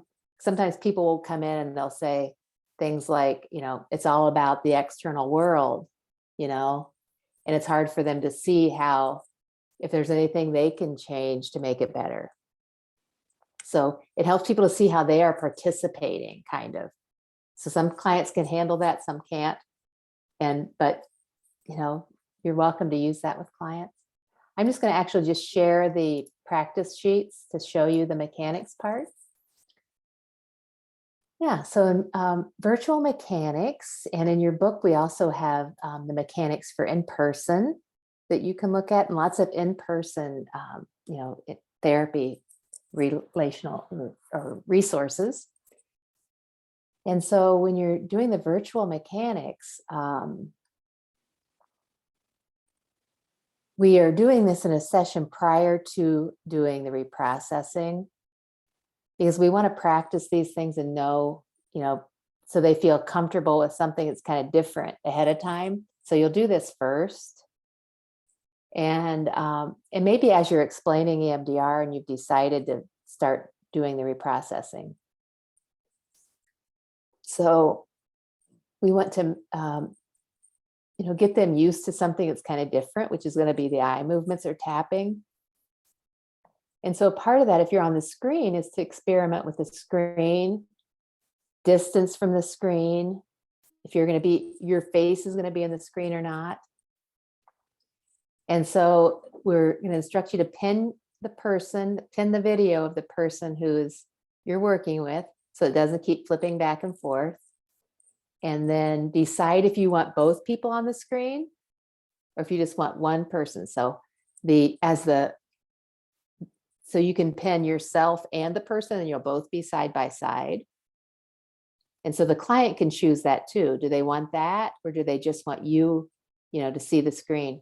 And so as you're reprocessing, you're probably going to want just one face on the screen. So you have the whole screen to go across. You know, if they have two pinned, that might be for other things, but once you start reprocessing, you probably just want one. And so you're going to be tapping, doing different options and planning for privacy. And so like for Will, like this afternoon when you're the client, or when somebody else is the client, we would say, you know, we want to make sure that for safety, your daughter has somebody else to help her or whatever. Maybe she's hopefully taking a nap or something during that time, but whatever it is. So same with your clients. So we want to do like, it's just like practical things for planning. Because sometimes people will be, you know, especially now when we're in our homes, and if people already have a trouble with boundaries, you know, setting boundaries with others or something, they aren't in a place that is safe for them to practice. So we want to check that out. You know, do they have a place where they feel like it's safe, you know, soundproof enough that it's privacy, or can they ask their family to leave during that time? Or what do they need? That's a part of the preparation phase. Or how can you, you know, keep your door shut or ask for privacy or put something on your door? And that's where the resources can come into play. This could be something you actually use with them in preparation to begin preparing how to set boundaries in your own home so you can practice. So then we have a script, but we also have this plan for disconnection and reconnection. So we've had some people that got kicked off of here, right? That can happen to anyone. And if that happens, using that as an opportunity, but we're predicting it. And then instead of just ignoring it and being, oh, shoot, I've blown it, you know, I messed up. Just like, okay, that might happen. And how are we going to deal with it when it happens? And then explicitly noticing, yeah, so what was that like for you when I just disappeared? Or what's that like for you now that I'm back? You know, using everything as an opportunity to see what's here. So initially, we're going to check on various aspects of the screen. And so you want to know what you look like on the screen, right? Have you seen some people like in meetings and they're like this? That isn't very relational. Right? I might be talking and moving, you know, being very, but not very relational. Or maybe they're like this. Or maybe they're like this, you know, and so some things can be triggering, and we just want to just check that out with them. So we check out first, like, what's it like for me on the screen? And then we're going to do distance and experiment with it. Like, what's it like? And this is all mindfulness too. So what's it like? And we'll do a little demo of this before we go. And then we're going to do the eye movements. And so we're going to do it both with face visible. What's that like? Or with me off the screen. So practicing that. And then practice the speed. First, it should be as fast as possible, and then slow down. Actually, we might not need a demo because I'm doing it, right? Is that, we can just have them practice it. And then the speed, starting out fast and slowing down. And then the directions, maybe at times it's helpful to change directions. And so changing directions to diagonal and just practicing that. And sometimes people just like that on anyway on the screen. So, and then we switch to tapping. So the importance of practicing the tapping in different ways is because sometimes if a client starts crying really hard, their eyes are closed, we don't want to stop the processing. And so we would just say, is it okay to switch to tapping? And we've already practiced it in this part. So this is a part of the preparation phase. So there are times when it can be useful to switch from eye movements to tapping. Would you like to practice tapping on yourself? There are several options. And so this could be tapping. And you could do it with them just to kind of set the pace, because you can kind of hear it, right? And see it. So they can practice that, or you can practice this, tapping on your desk because there's a sound and they can see. So if you practice tapping like that, or they practice tapping or tapping together. And then the sound part, that here can be like this. There are also some apps, we're not getting into that today, but you'll find out, as we go on, There's some apps you can use on your screen that go across and things like that.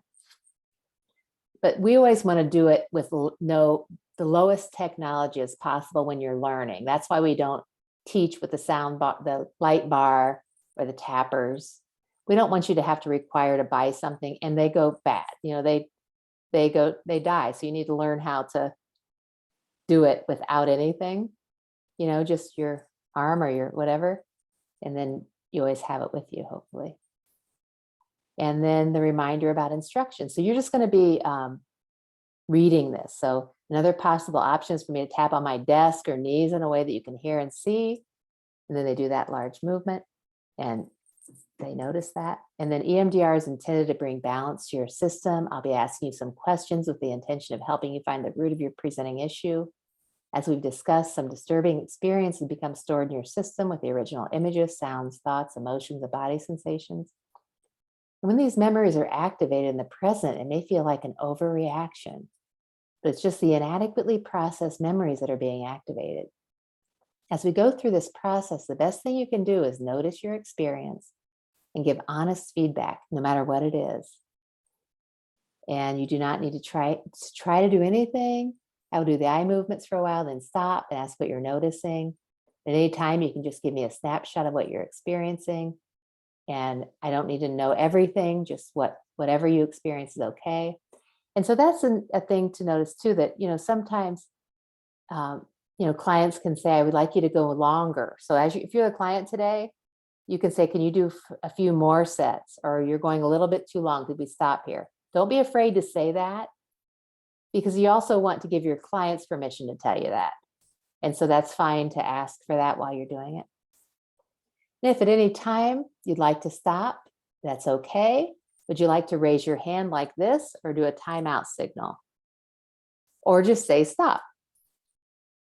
So we want to do some signal, because sometimes if someone is saying stop, we might not know if they mean it's a part of the memory or something. So we want both. We want them to have a time, or maybe if they're crying or it's hard for them to talk, we want a way for them to do the stop signal. So that's the practice for the mechanics.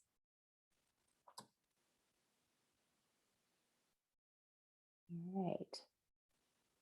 So let's see.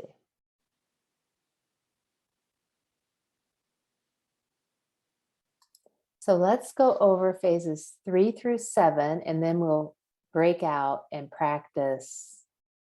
Somebody help me out here, Ginger or Catherine, or do we practice the mechanics now?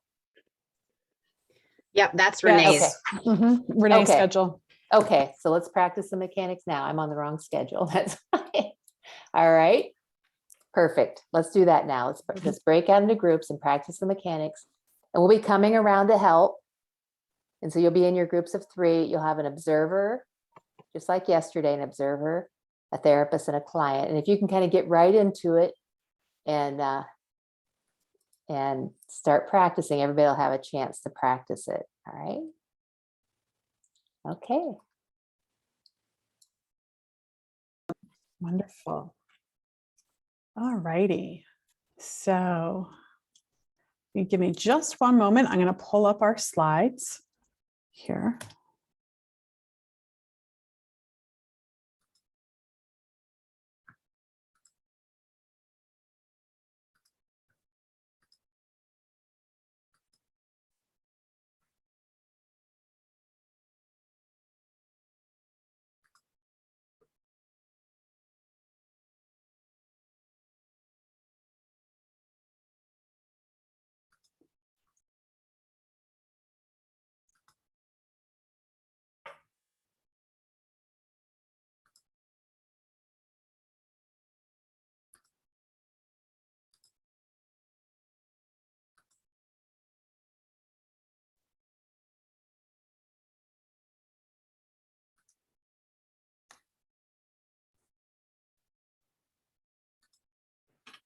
Okay, so I believe we are going to go ahead and we're going to be talking about, let me see, it's phases 3 through 7.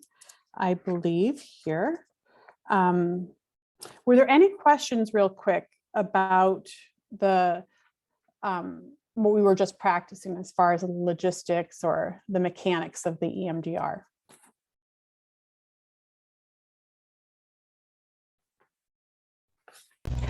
I just found it to be somewhat difficult to stay on script, because when you do other modalities, experiential, hypnotherapy, and you combine all that, you have another script in the back of your head. I don't know about all the other guys, but I have another script in the back of my head.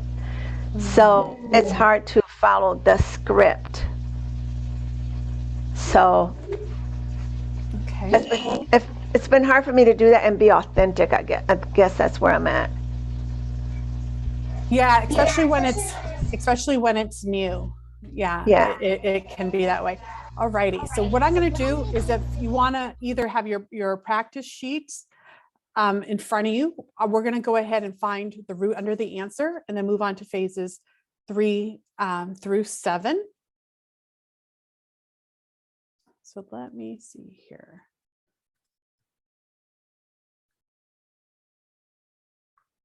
Okay.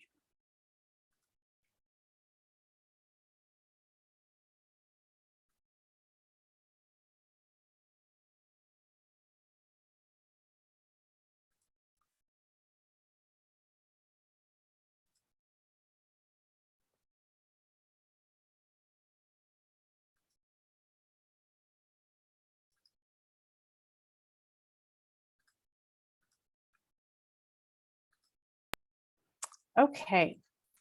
So we just did our mechanics. We did our finding the problem, which is great, and extracting kind of what the theme is. Now we're going to be finding the root under the answer. And we went over this a bit. What is the current symptom, frustration, or limitation? That overall theme. And then what we are going to be doing is we're going to be funneling it down so that we can get to a specific target or a starting point. And hopefully it will be that touchstone memory, the earliest memory. Okay, so with the information that you'll have this afternoon, what you'll do when you're in your groups is you're going to find out when are 3 times that you've experienced this in the community, socially, or with your closest relationships. That's important because those are the present triggers. And oftentimes that's why they're coming into treatment, is that those present triggers are showing up in those 3 areas for the individual. Then we're going to ask them, what is the worst part of this right now? What is the worst part of all of this for you? And when they tell us that, we're going to say, how disturbing does it feel to you on a scale from 0 to 10, with 0 being no disturbance and 10 being the highest level of disturbance. Actually, Catherine or Liz, would one of you want to demo this with me? Or so it might be a little bit easier just to kind of give them the visual of what it looks like with doing it with another person. I can go just following the Perfect. what Deb's Perfect. covered with Perfect. me. Okay, so let me go ahead and I'm going to stop sharing here for a second. Ginger, can I ask a Yes. quick question? Yes.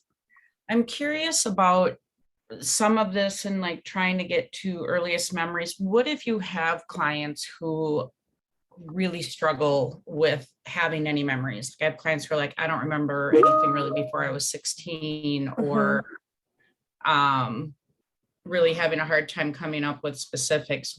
What is a way that you can lead them in doing some of these? Sure.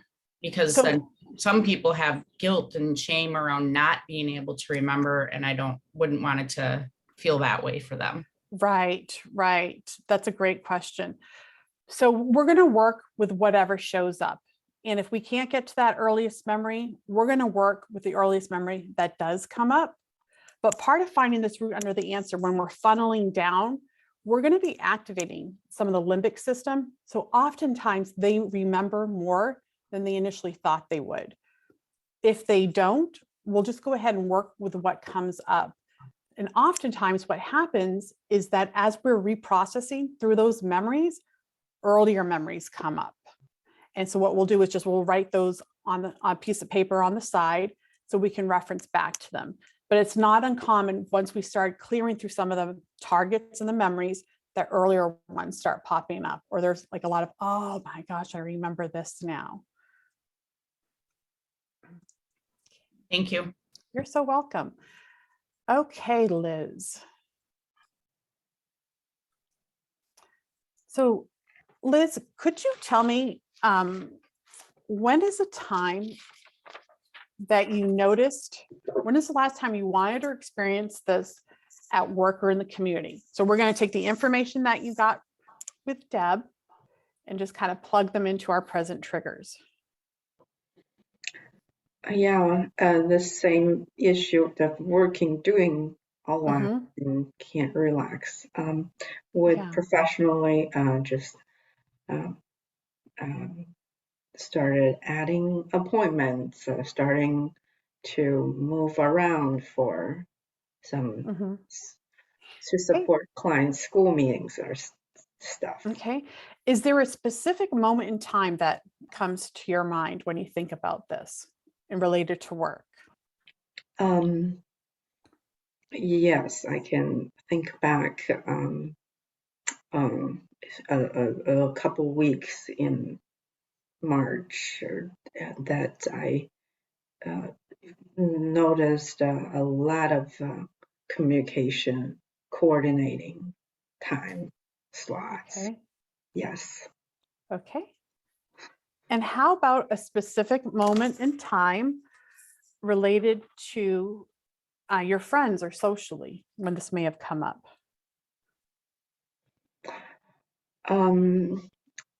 Yeah, recently, like a family is going through some hard stuff, even though we just went through COVID a couple of weeks ago, and I know I'm extremely busy and behind on things. Mhm. I'm wanting to squeeze time to visit or offering Okay. myself up for whatever Right. the not kind of and my need. Okay. Yeah. Okay. And how about in your closest relationships? Can you tell me a specific moment in time? Yeah, this repeats all the time with my husband. If Okay. we went grocery shopping together, just I could see or came Okay. back from some lots of stuff from the trunk need to move into the. I think this just past weekend. Okay. Like I will be carrying everything on my hand, and I will still offer. Or it's just automatic.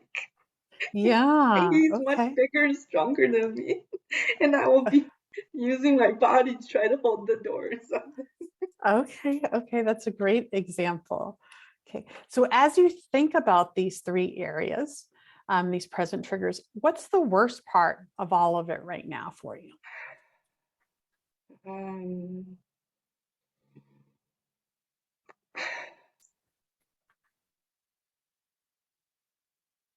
Not being able to relax. I have to feeling like I have to do all this, or I Mhm. just automatically getting into it.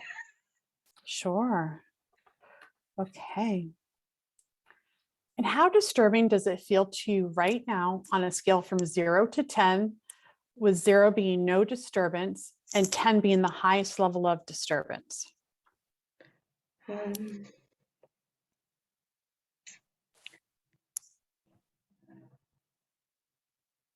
To be really, right now, I'm noticing not a lot. Okay. Just talking about it, being more aware of it. Maybe a 3 or 4, feeling the Okay. stress. Okay. Great. So when you bring up the worst part of that disturbance, What words express the negative belief you have about yourself now, even though you may know better? I'm not good enough, I think, every time. it Okay. goes back to that. Okay. When you bring up the worst part in the words, I'm not good enough, what is an earlier time you can remember experiencing something similar? And remember, this is a specific moment in time. Sorry, too feeling, I mean, noticing I'm not good enough and I'm alone, these two kind of Okay. confusing, or both.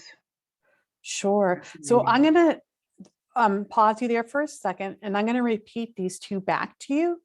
And I'd like to invite you to just notice if there's one that feels a little more activating or a little bit kind of gets you more in the gut. So I'm not good enough, or I'm alone. I feel the second I'm alone. Okay. Okay. So when you bring up the worst part in those words, I'm alone, what's an earlier time you can remember experiencing something similar? Mhm.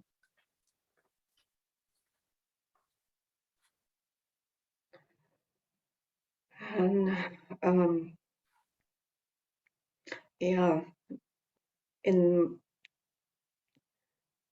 during college time, I was alone, thousands of miles away from home. As the first generation college student, my parents didn't have much, or I just, yeah, didn't communicate that much, or didn't think they would understand what I was going through. Okay. And how old were you? 19, 20, Okay. 20, yeah. And what was an earlier time where you remember experiencing this? High school. I lived in the dorm the first time for high school, away from home. A Okay. specific time, I stayed for some competition or something. Everybody else went home. I fell asleep and woke up alone in the dorm, an empty Okay. dorm. And how old were you?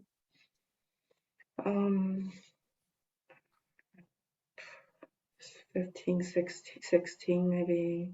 Okay. And what's an earlier time you remember experiencing something similar?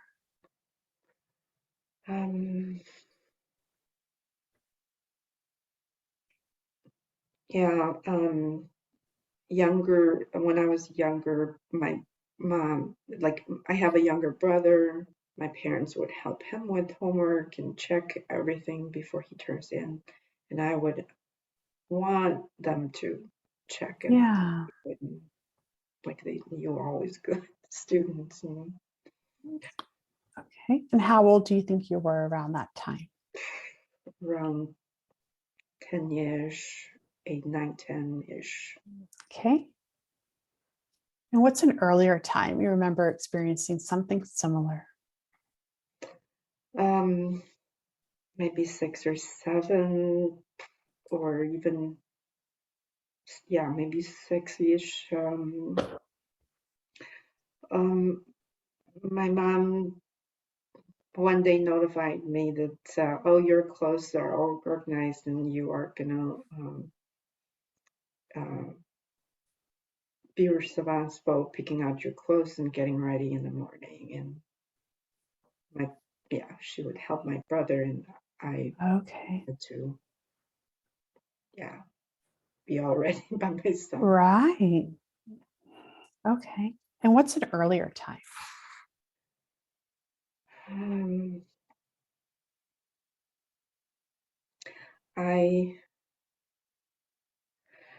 This was not quite a memory I remember, but that's a story I heard from my mom way like later, just a few years back.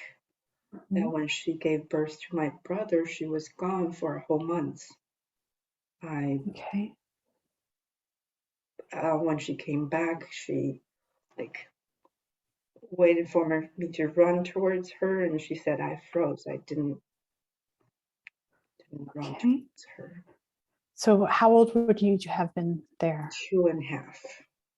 Okay. Anything earlier than that you can remember?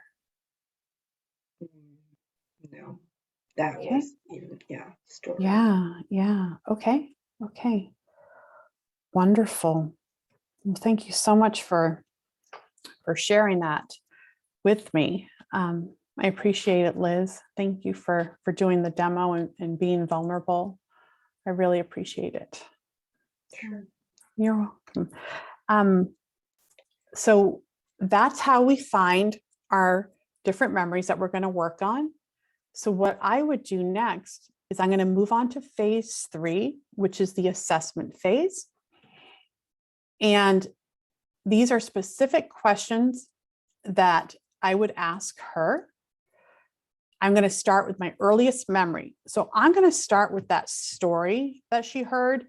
Even though she may not remember it, the brain can still create a visual of it. And I'm going to see what happens if we go there, if we start working on there. So what that would look like is for the target, I'm going to put that when mom had her brother. And then I'm going to ask her, I'm not going to have you do this, Liz, right now. So I'm just going to kind of talk as if you were doing this, because it's phase 3 is meant to be super activating.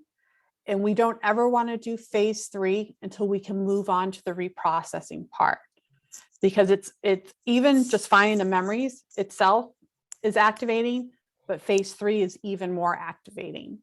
So we always do phase 3 when we know we can get into the reprocessing part.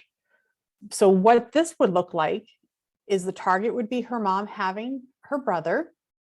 And then I would ask her, when you bring up that memory, what image represents the worst part of that? So her brain may have created a visual of her mom coming home, holding the baby, and her not, her just being there frozen. So whatever she tells me, whatever image comes to mind, we'll go ahead and use that. And then I'm going to ask her, what words go best with that picture that express your negative belief about yourself now? So I already got the negative cognition, I'm alone. So I'm just going to ask her, does that still feel like it fits? Or is there another one that would fit better?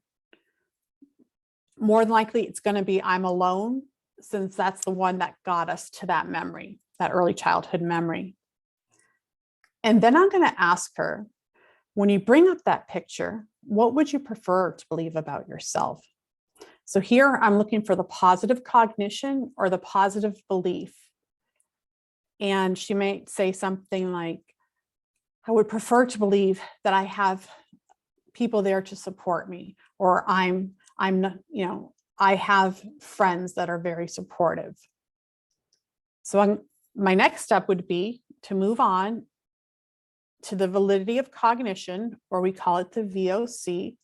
And I'm going to ask her, when you think of that picture, how true do those words, I have supportive friends, feel to you now on a scale from 1 to 7, where 1 feels completely false and 7 feels completely true?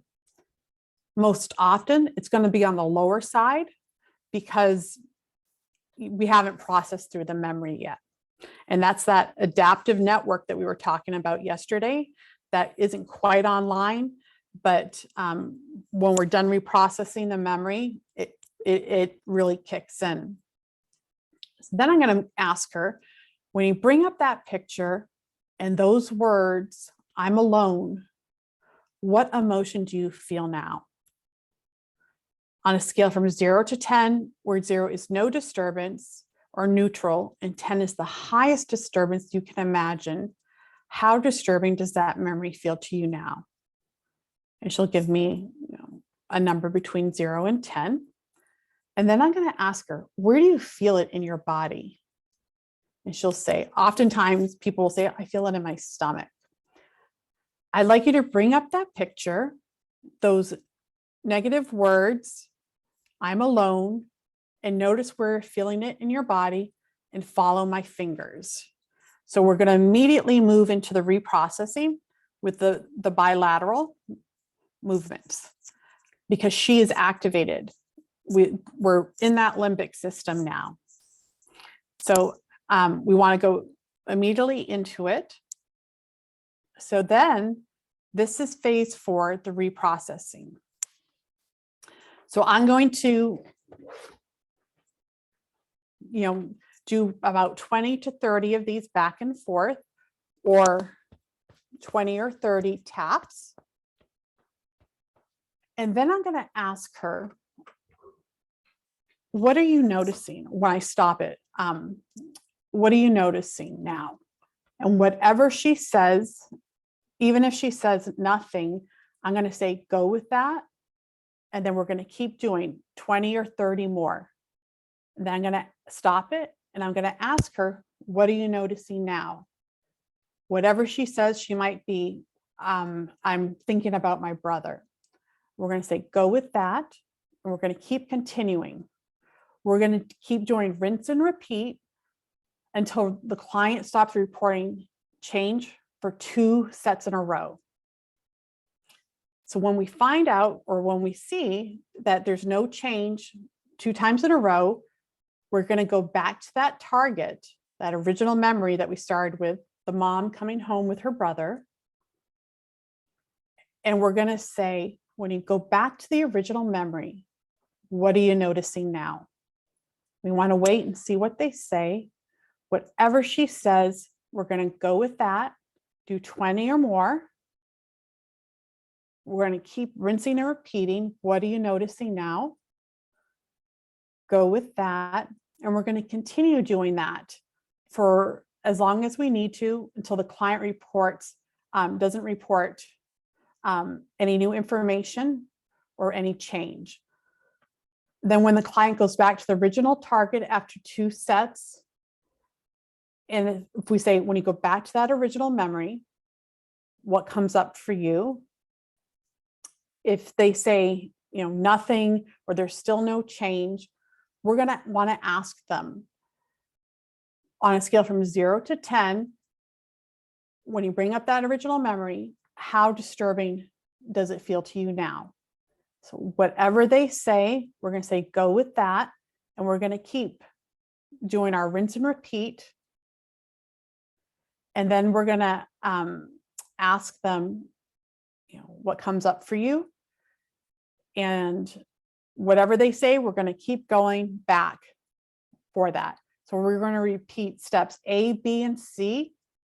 It's going to keep going back and forth until we get a set of 0 twice. So it's going to be rinse and repeat, rinse and repeat. Sometimes people think that they should be clearing 2 targets in one session, but everybody's nervous system is so different. So some people might go through it very quickly and reprocess it very quickly. Other people, it might take a few sessions to actually go through this. So if we don't complete a memory, what we do is we go to an incomplete session, phase 7, and there will be a script that you will read for an unfinished session. However, if you do complete, you get the SUD down to a 0 twice, then we move to phase 5. So in phase 5, we never go to phase 5 until we have 2 zeros. Sometimes people will say, well, it's a 1, it's good enough. I'm going to move on to phase 5. If it feels like the person's stuck on a phase on the SUD of a 1 or a 2, we're going to ask, where do you notice that in your body? And we're going to still have them do the the bilateral until we can get that SUD to a 0 twice. So if we have our zeros, we're going to move on to the installation phase, phase 5. And we're going to ask, do the words "I have supportive friends" still feel like they fit? Or is there another positive statement that you would feel would be more suitable? So whatever she says, if she has a new one, we'll use the new statement. And then we're going to say, think about the memory in those words, "I have supportive friends," from 1 being completely false to 7 being completely true. How true do they feel? And whatever she tells us, she'll probably say like a 6. And I'm going to say, hold those together, those words, "I have supportive friends" in that memory. And we're going to go ahead and we're going to do another set. Then we're going to ask her again on a scale from 1 to 7, how true to the words "I have supportive friends" feel to you now. And so she may say a 7. And then what we will do is we are going to go ahead, once we have our 7, we're going to move on to phase 6, which is our body scan. So we're going to have them close their eyes and keep in mind that original memory and the words "I have supportive friends." Then bring your attention to the different parts of your body, starting with your head and working your way down. Any place you find any tension, tightness, or unusual sensation, tell me. So they're going to check in with themselves and see, as they're holding that positive cognition and thinking about that original memory, if there are any areas of disturbance that show up for them. So if they tell us, yeah, I'm still feeling it in my stomach, we're gonna go ahead and tell them, okay, notice that. And we're gonna be doing the bilateral stimulation, whether it's the eye movements or the DOS. We're also gonna rinse and repeat until there's no more discomfort or the discomfort subsides. And then we're gonna ask them, is there a gesture or movement that would help you connect with that feeling of "I have supportive friends"? And sometimes people will be like, they'll think about it and they'll say, yeah, I want to go, all right, yeah, this is awesome. Or they might make some kind of gesture or movement. So that is the clear body scan, when they report no more physical sensation related to the original memory. Can I ask a question? Yes. When you're doing when you were talking about, like, if they're still feeling it in their stomach and you're doing the bilateral or the DOS, are they thinking about the words and the belief, that positive belief, as well as kind of like focusing that on that area of their body? Yes. Is that what So, yeah. So they're going to bring their awareness to wherever they're feeling that discomfort. And then they're going to think about that positive belief, "I have supportive friends," in that memory.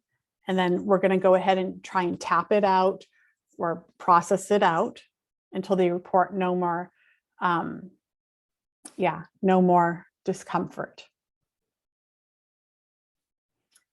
And so then once we get there, we're going to move to phase 7, which is our closure phase. So in phase 7, we're always going to use a phase 7, whether it's a complete session, meaning we have our SUD, we have a 0 twice for our SUD, we have our VOC, or that validity of cognition, is a 7, we have a clear body scan, then we know, okay, that's a complete session. So on your practice sheets, you'll see where there's a script that you can read for closure. And let's see here. So closure for all sessions. You can read along if you'd like, but the processing we've done today may continue after the session. You may or may not notice new insights, thoughts, memories, or dreams. If so, just notice what you're experiencing, and if you wish, you can record it on the Memories and Lies log. Use the resources we have worked on to help manage any disturbance. We can work on this material next time. If necessary, you can call me. We haven't gone over the memories or lies log yet, but it's in your manual, and it's just a sheet that the client can write down in between sessions if new memories come up, or new, we call it lies, or like negative beliefs come up, negative cognitions come up in between the sessions. So they can write it down. It's an option. They don't have to do this, and bring it into the next session. So we always want to make sure if we have an incomplete session, meaning we didn't get our 2 zeros or our 7 or a clear body scan, we'll always want to give the client a reason for stopping the session. So it could be something like, we're almost out of time and we're going to need to stop soon. So we want to make sure, we encourage them, say, oh, you did a great job. You did fantastic. You've done some great work, and I appreciate the effort you've made. What feels like the most important thing you learned about yourself or for yourself today? And this is great because it kind of helps them to reflect back on what they worked on and what was the most important takeaway that they could have for the session. And then we're going to offer a containment exercise. I suggest we do a relaxation or container exercise before we stop.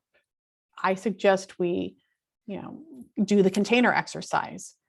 So we'll go ahead, and then you have your script for the container exercise. You'll go ahead and do that with the client. And then, do that debriefing that I was talking about, the processing we've done today, may continue after the session. You might notice new insights, thoughts, memories, or dream. If so, notice what you're experiencing and record it on the memories and lies log. And then I always encourage them and use the resources that we learned in between sessions, especially if we're doing the container exercise. That's a great one for them to practice, especially if stuff starts coming up in between the sessions.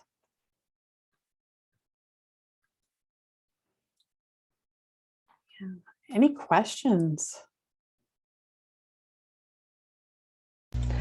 So if things pop up during the section, would it be wise to have them use that container to put that in there? I'm sorry, I didn't hear the first part. So if stuff continues to pop up after session, do we also instruct them to put those memories in that container until they see me, or to journal it, or however? Yeah. So they can practice using their container exercise to contain it. And lots of clients love using that exercise, and they can also write it down on that log too, if they wish, and bring it to the next session. So what happens is after the session ends, the reprocessing still continues.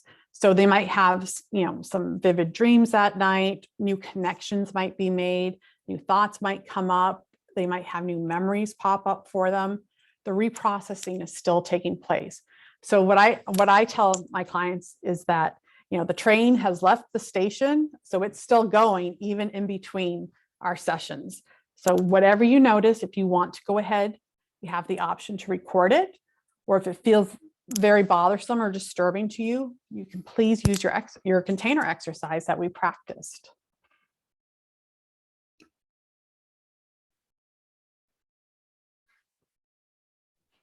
Ginger, at what point do we do these completing the treatment plan sheets? So we're going to go over that tomorrow. Okay. I believe it's tomorrow. So those treatment plan sheets can be used in between sessions. What you're doing is you're just filling it out and helping yourself kind of give yourself a roadmap of where you're going with the memories. So finding the root under the answer, all of those memories, that information is what we're going to be putting on the treatment plan. So you can use it, you can fill it out yourself between sessions, or if there's like 20 minutes left. So that would have been a beautiful time for me to do that with Liz. So I didn't want to go into my phase 3. We didn't have enough time. So if that opportunity presents itself in session, you can always pull it out and say, you know what, let's go ahead. We're going to just do this treatment plan part. And you just fill it, you record the information that you got from there onto that form. So you have a couple of different options of when to use it.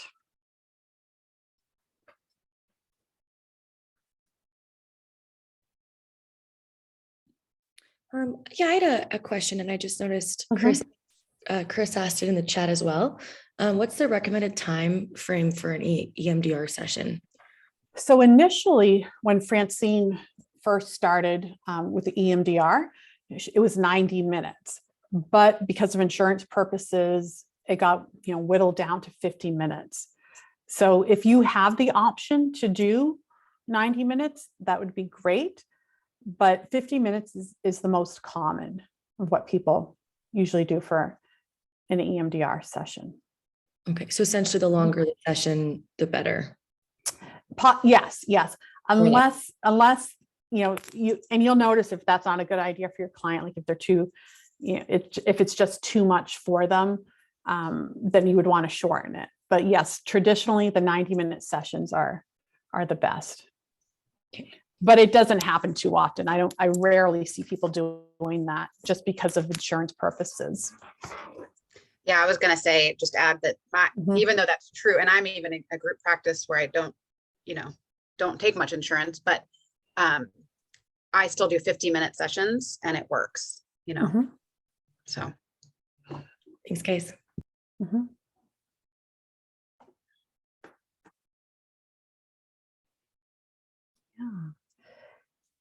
Anything else? Any other questions? I know it's a lot of info.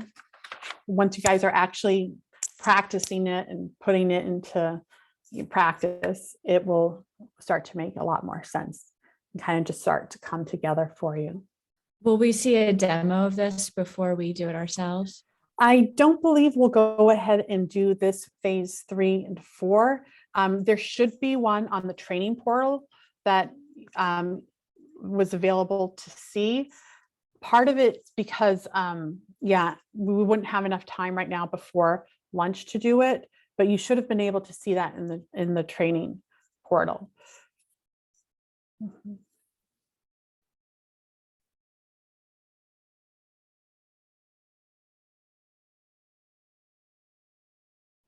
Yeah.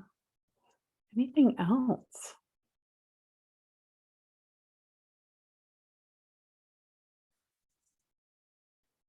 No, we're all slightly crooked and anxiously waiting to move on to the next step. So, okay. So this afternoon, when we go into practicum, my suggestion is just take it slow, read through the sheets, and just follow it kind of step by step. Everybody's going to be nervous. And if you make a mistake, it's okay. That's part of the whole learning process. I made tons of mistakes. I remember them very, very good, very well, I guess I should say. But it's going to be okay. This is just all learning and practice. And it's something new. How much time will we have to go through it? Let's see. I want to say, let's see here. We're going to have quite a bit of time. We'll be in practicum from 1:30 until 4:45. So you guys are going to have a good chunk of time to go through all of this. And which ones are we going through in our practicum this afternoon? What you're going to be doing is you're going to be doing finding the root under the answer. Okay. And then moving into phases 3 through 7. So one of the important things is going to be is that we keep an eye on time. So when you're working with your partner, make sure you save like about the last 15 minutes to do a container exercise or do some kind of a resource and to gently start closing the session down. Also, if anyone has a history of dissociation or complex trauma, if they could just let us know privately, either myself or one of the assistants. And if you also need help, if you need help not going fully too deep into it and just kind of staying at a more surface level, let one of us know. You're more than welcome to go as deep as you want, or as you feel safe. A lot of change can take place, a lot of reprocessing can take place.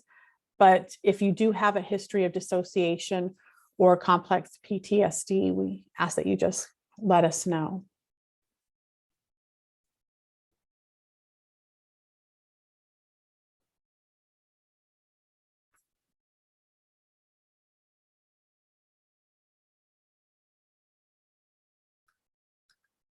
Anything else that you guys can think?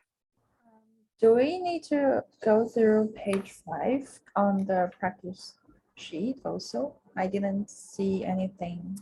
Let me see here. I mean, I didn't see any demo or introduction on this page yet. Or probably I missed this part.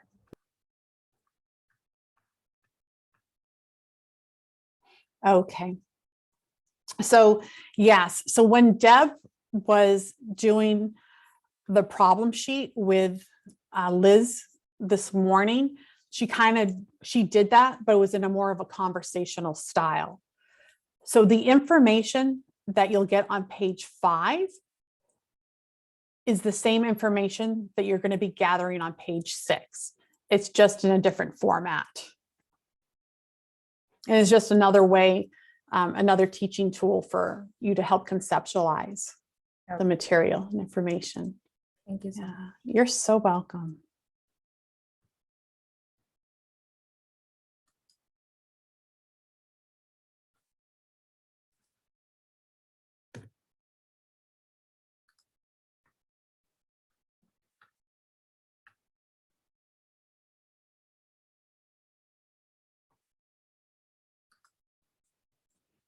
Anything else that you guys can think of?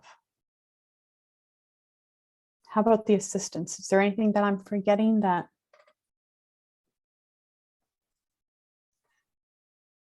Well, one thing I thought about is just because I don't know if we've had a chance to tell you guys this in our groups, but when we come in and out, we'll have most of the time have our cameras off, and we'll try to chat you so that we can stay as non-violent and non-invasive as possible.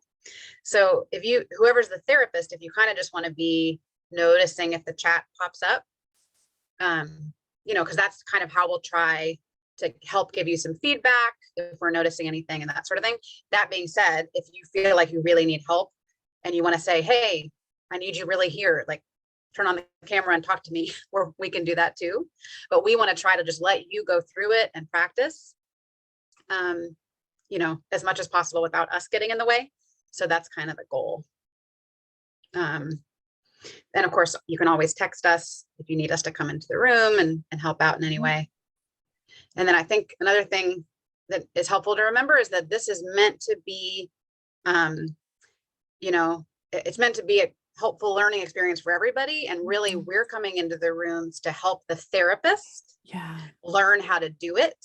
And it's less about like making sure we're providing perfect therapy to all of you, right? That's just not going to happen. That being said, everyone is welcomed. If you want to have a really deep experience, like Ginger said, that is totally welcome. And then if you'd like some help keeping it a little bit restricted, we'd love to help with that too. But our goal as the assistants is going to be to come around helping the therapists make sure they're learning it. So. Yeah. And anytime that you see us in the group, you're more than welcome to just say, I need a timeout. Can I ask a question? That's perfectly okay as well.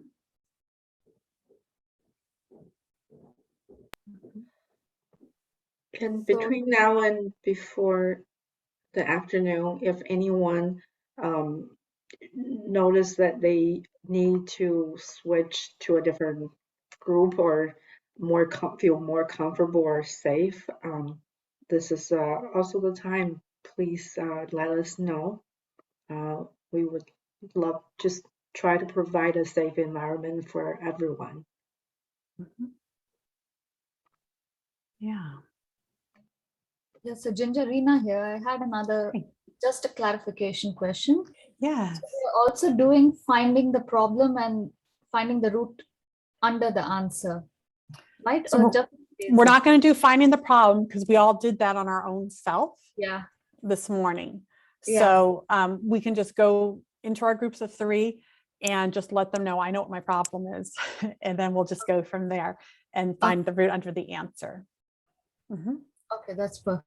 Thanks for You're clarifying. so welcome.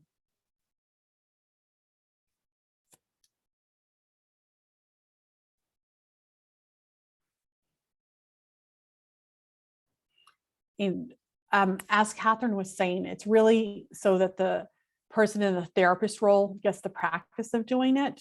So we also want to make sure that everybody is aware that it might be tempting to fall back into doing what you know best, as far as like talk therapy, or if you have some different other styles that you do.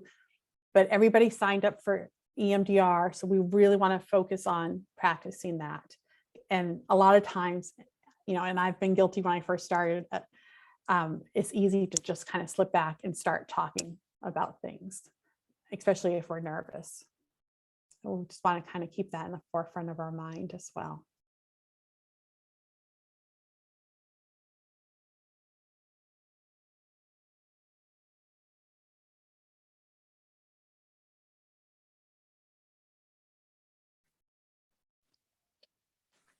I was just wondering, I don't know if we have time for this. I know that we all kind of came into this understanding what EMDR is a little bit, but I'd love to hear more about just kind of like the theory and the science behind the bilateral stimulation. Yeah. So Francine had been doing some, well, she was walking through the park and that she noticed her level of discomfort or distress was decreasing. And she took note of what she was doing at that time. And then she noticed that she had the eye movements moving from side to side. So she went and she started experimenting with some friends, and that's when they started to do some studies on it. There's a couple of different, there's lots of research out there, but there's a couple of different thoughts or schools of thoughts on what actually is going on.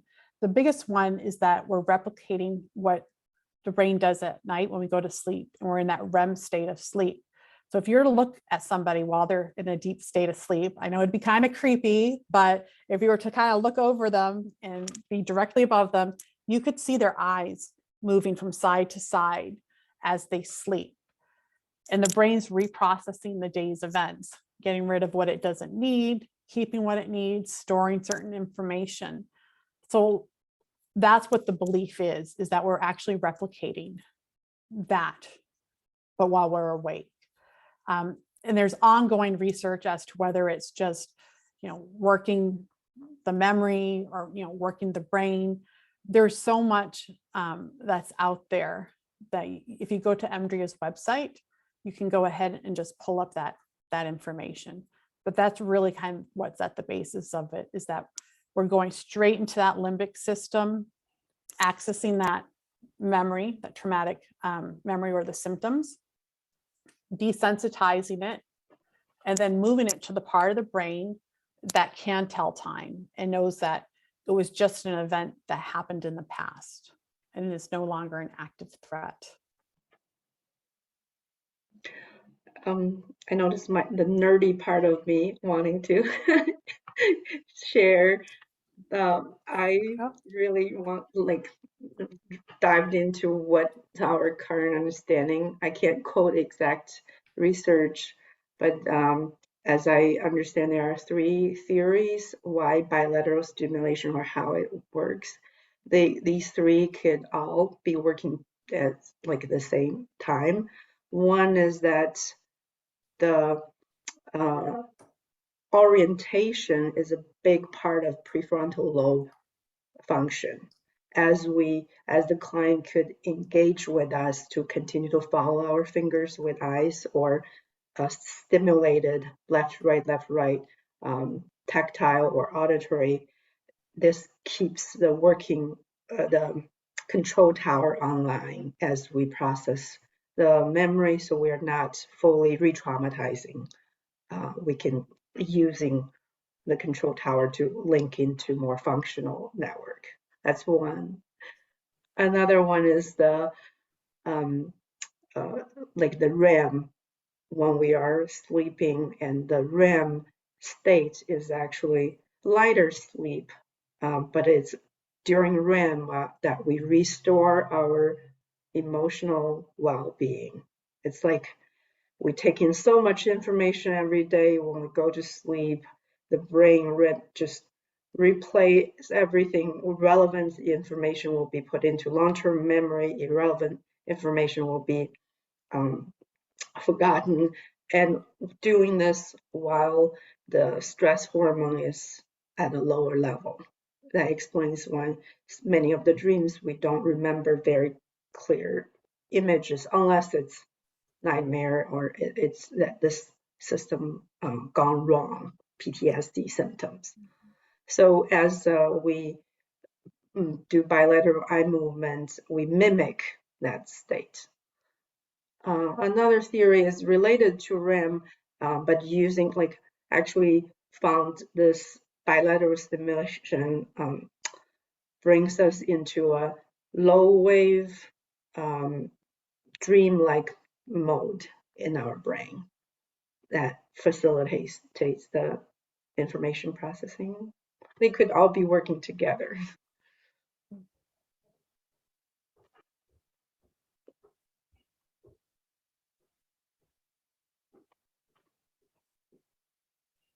Yeah, anything else? These are all great questions. So you'll have your practice sheets to refer back to. We'll be in and out of the groups. We'll go to lunch in a few moments and we'll have an hour for lunch. And then when we come back, we'll be in this big group and we'll talk a little bit more about the practicum and answer any other questions that may have come up for you over lunch, and then go from there.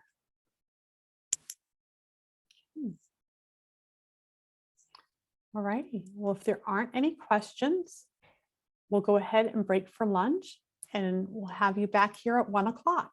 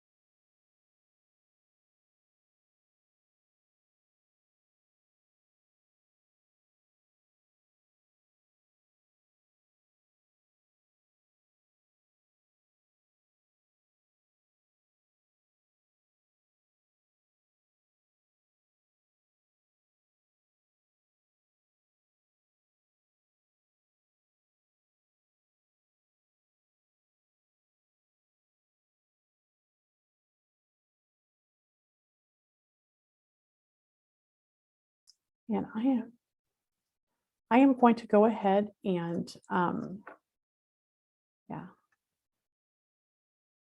go over our practice sheets for today. And you all should have these either on your portal. Well, they're on your portal if you want to follow along. So we did this morning, the virtual EMDR mechanics, the distance, checking the distance, the direction, what mode of BLS feels good for the client, whether it's the tapping or the eye movements. We also talked to them about having to change it up at times if we need to, and using their stop signal. Okay. So where we're going to start when you go into your groups is we're going to start here, finding the root under the answer. So we all have our problem sheet that we did on ourselves this morning. So with that problem sheet, we should be able to identify what the current symptom, frustration, or limitation is with our therapist, and what they experience, what's the longing that's underneath it. What do you want in that moment that you're not getting? So this page 5 is the same information that you're going to be getting over here. And you're going to ask them, as we had gone over before lunch, when's the last time you wanted or experienced this at work or in the community? That's going to be your present trigger 1. Experience it socially with friends, socially or with friends, in your closest relationships. And then we're going to work down the sheet. What is the worst part of all that right now? And then finding out how disturbing it is on a scale from 0 to 10. And when you bring up that worst part of the disturbance, what words express the negative belief about yourself now? And then when you bring up the worst part and the words, as we had done on the demo earlier, I'm alone, what is an earlier time you can remember experiencing something similar? So we want a moment in time. We want to make sure that we get a specific moment in time. So if somebody answers in high school, we're going to want to kind of get that a little bit more, funnel it down a little bit more to, okay, is there a specific moment in time in high school you remember feeling that I'm alone? And we're going to want to get the age, and we're going to keep asking that, and keep asking that until we get to the earliest memory. And one important thing to note here is that oftentimes clients might want to start talking quite a bit about it, but we just really want to get the highlights of it so that we can keep going, because we're activating the brain to continue getting the earlier and earlier memories. So it's almost like you can think of, I just need the title of the book or the title of the memory, and then you'll get the next one, and then you keep moving back in time until you get to your earliest one. Okay. And then this is the phase 3 assessment of the full protocol that we had talked about earlier. So when you get your earliest memory, that's where you're going to start, unless you've talked to us and you want to start with something that's not going to go quite as deep. So we're just going to use, for an example purposes, the touchstone memory. So you'll go ahead and you'll plug that in here. And then you're going to ask these questions just the way they are on the sheet. When you bring up that memory, what image represents the worst part? What words go best with that picture that express a negative belief about yourself now? And remember, we already got the negative cognition up here. So more than likely, it's going to fit right down in here. And we're going to want the positive cognition. When you bring up that picture, what would you prefer to believe about yourself now or instead? When you think of that picture, how true to the words, I have supportive friends, or I'm worthy of support, feel to you now on a scale from 1 to 7, where 1 feels completely false and 7 feels completely true? We're going to go ahead and circle whichever number that may be. And then we're going to ask, when you bring up that picture and those words, I'm alone, what emotion do you feel now? They might say sadness, fear, whatever they say, we're just going to go ahead and plug it in. Then we want to get our SUD on a scale from 0 to 10, where 0 is no disturbance and 10 is the highest disturbance you can imagine. How disturbing does this memory feel to you now? We want to find out where they feel it on their body. And then we're going to ask them, I'd like you to bring up that picture, those negative words, I'm alone, and notice where you feel it in your body and follow my fingers. And we're going to do about 20 passes, 20 to 30 passes. And it's important that whenever we do this phase 3, we go right into phase 4, because this is an activating phase. Just a quick question. Mhm. Is a pass 1, 2, or is a pass 1, 2, 3, 4, 5? So it'd be like 1, 2, 3, Got it. 4. Okay, Yeah. just want to make sure. Yeah. Mhm. Okay. So phase 3 and phase 4 always go together. And then when we move into phase 4, that's our reprocessing phase.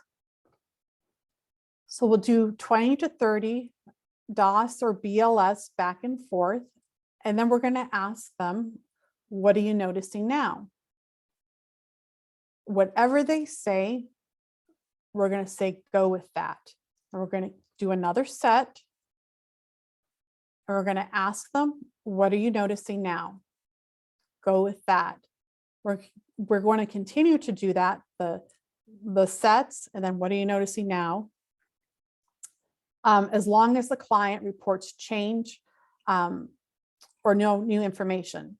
When the client stops reporting change for 2 consecutive sets or 2 times in a row, then we're going to move down to B. Okay.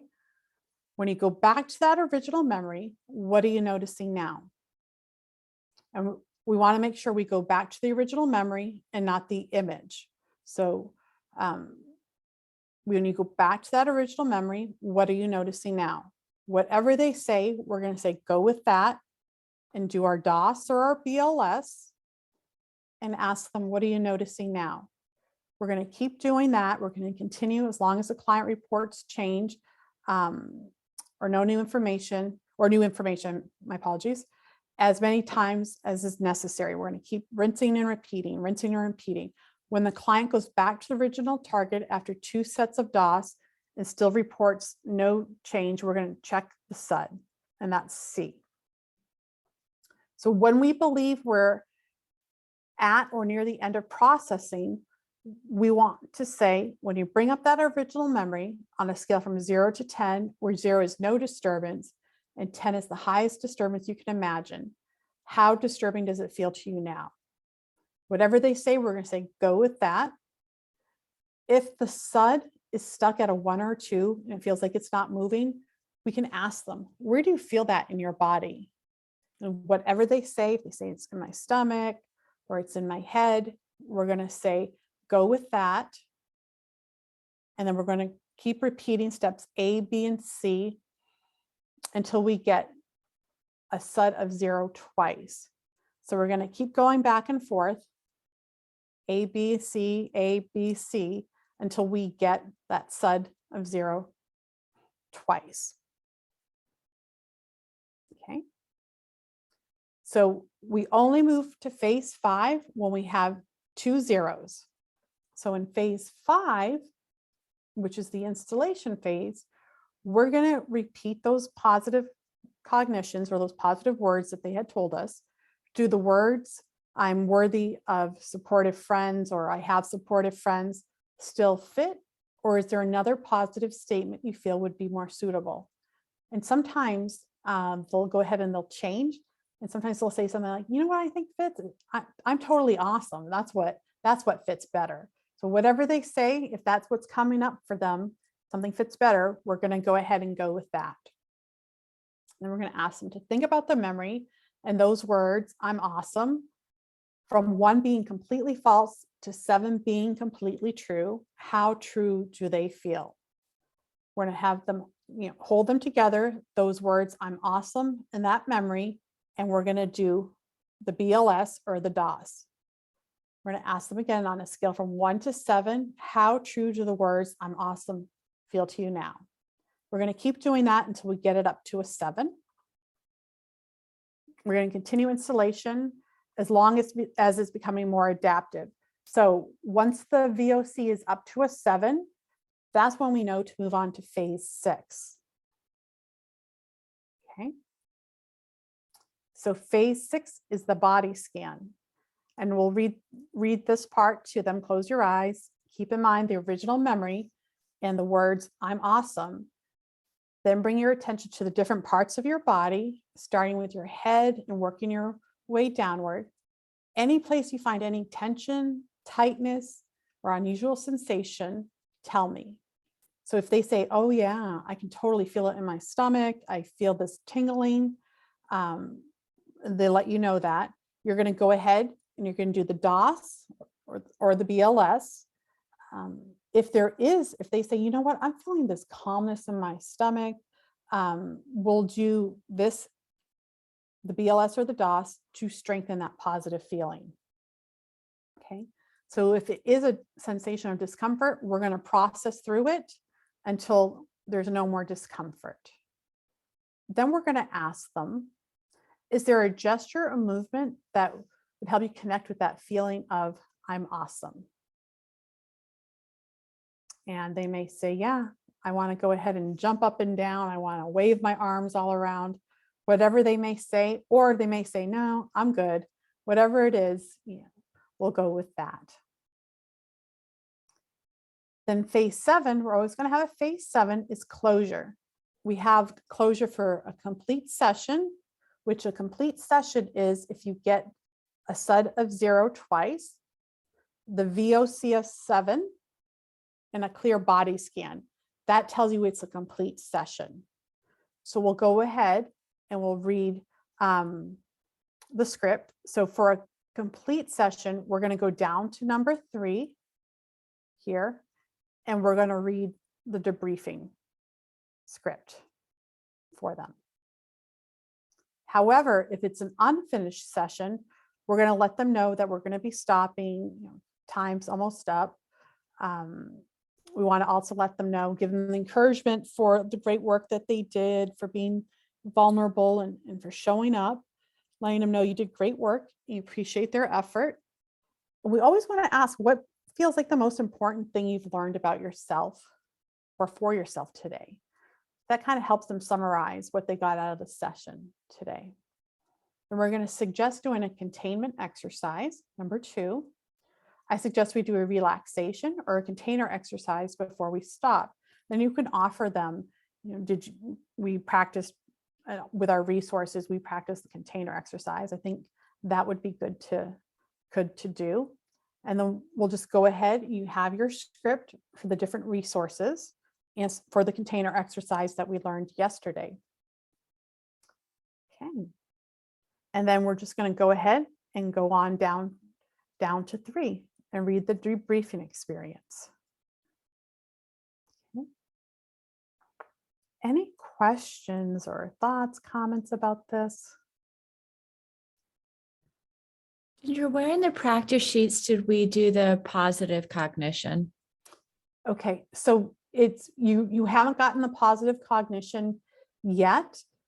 You're going to get it in phase 3, where you're going to see when you do the phase 3 assessment. That's going to be where you get it. So that'll be something new that you get. Thanks. Mm-hmm.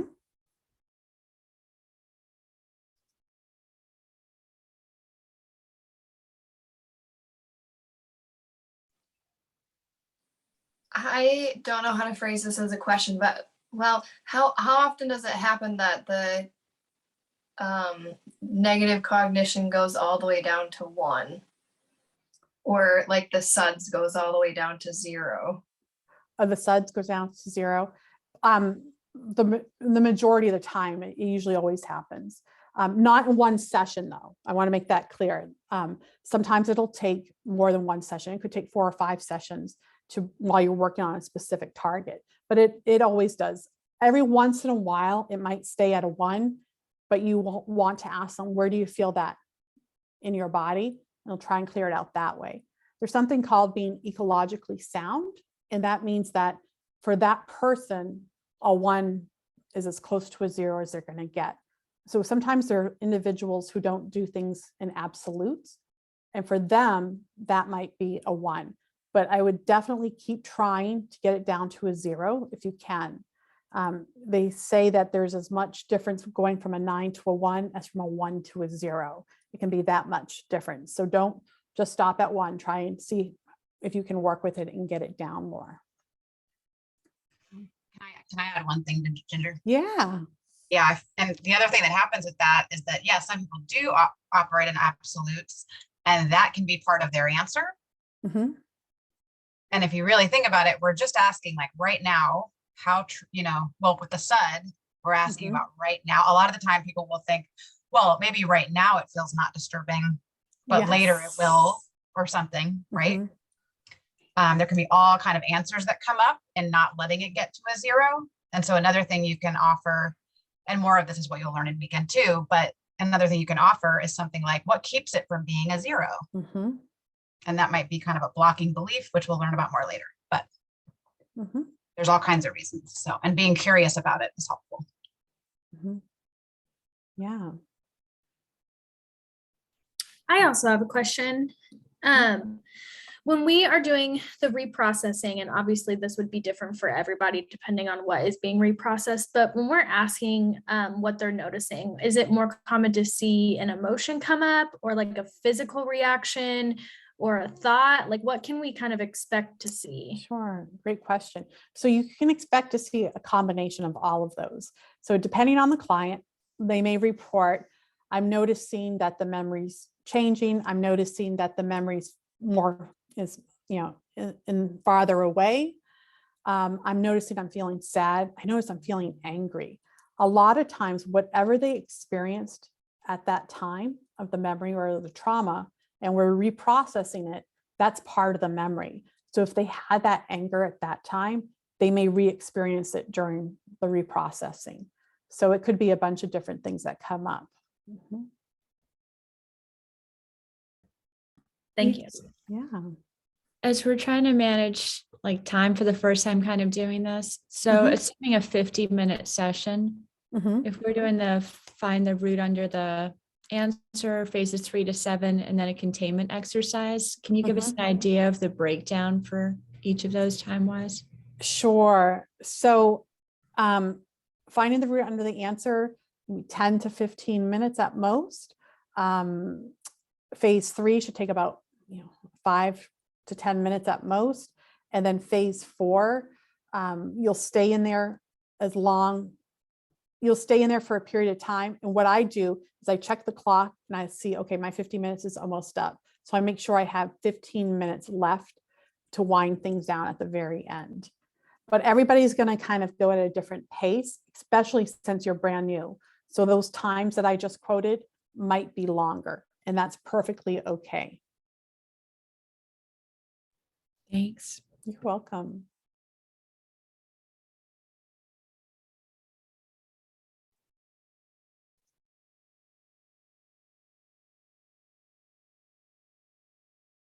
Anything else before we break out into our groups? Should we start our little breakout rooms with a mindfulness thing just to get everybody? Sure, if you would like to do that. I don't know about everybody else. But Yeah, that would be great. That would definitely be great. Yeah.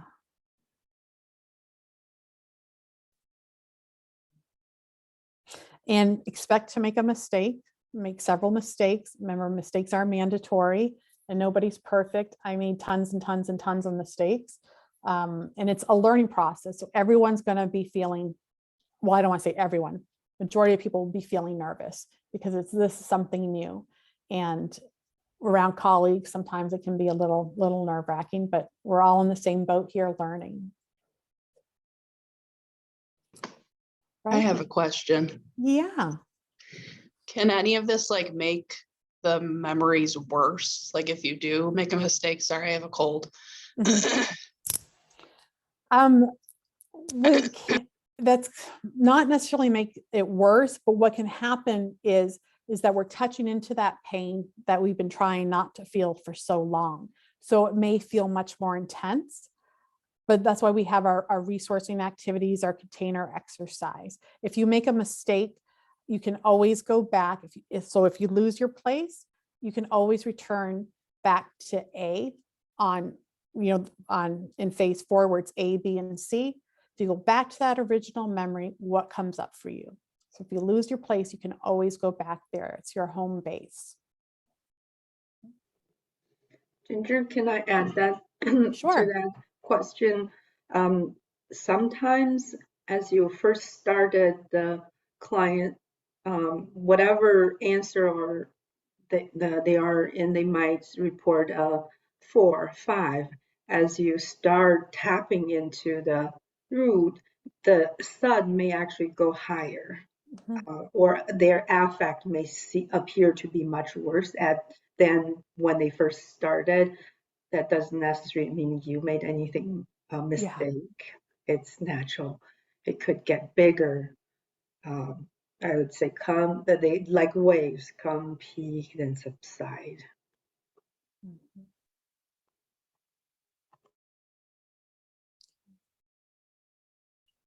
All righty. So we will be coming around. We will have our cameras off to try and be a little less intrusive. And if you can, keep an eye on the chat because we might be sending you messages. Or again, if you notice that we're in there and you need to pause and ask us a question, that's more than welcome. Okay. Righty. And if you text us, let us know what room you're in so we can get over there quickly. Righty. So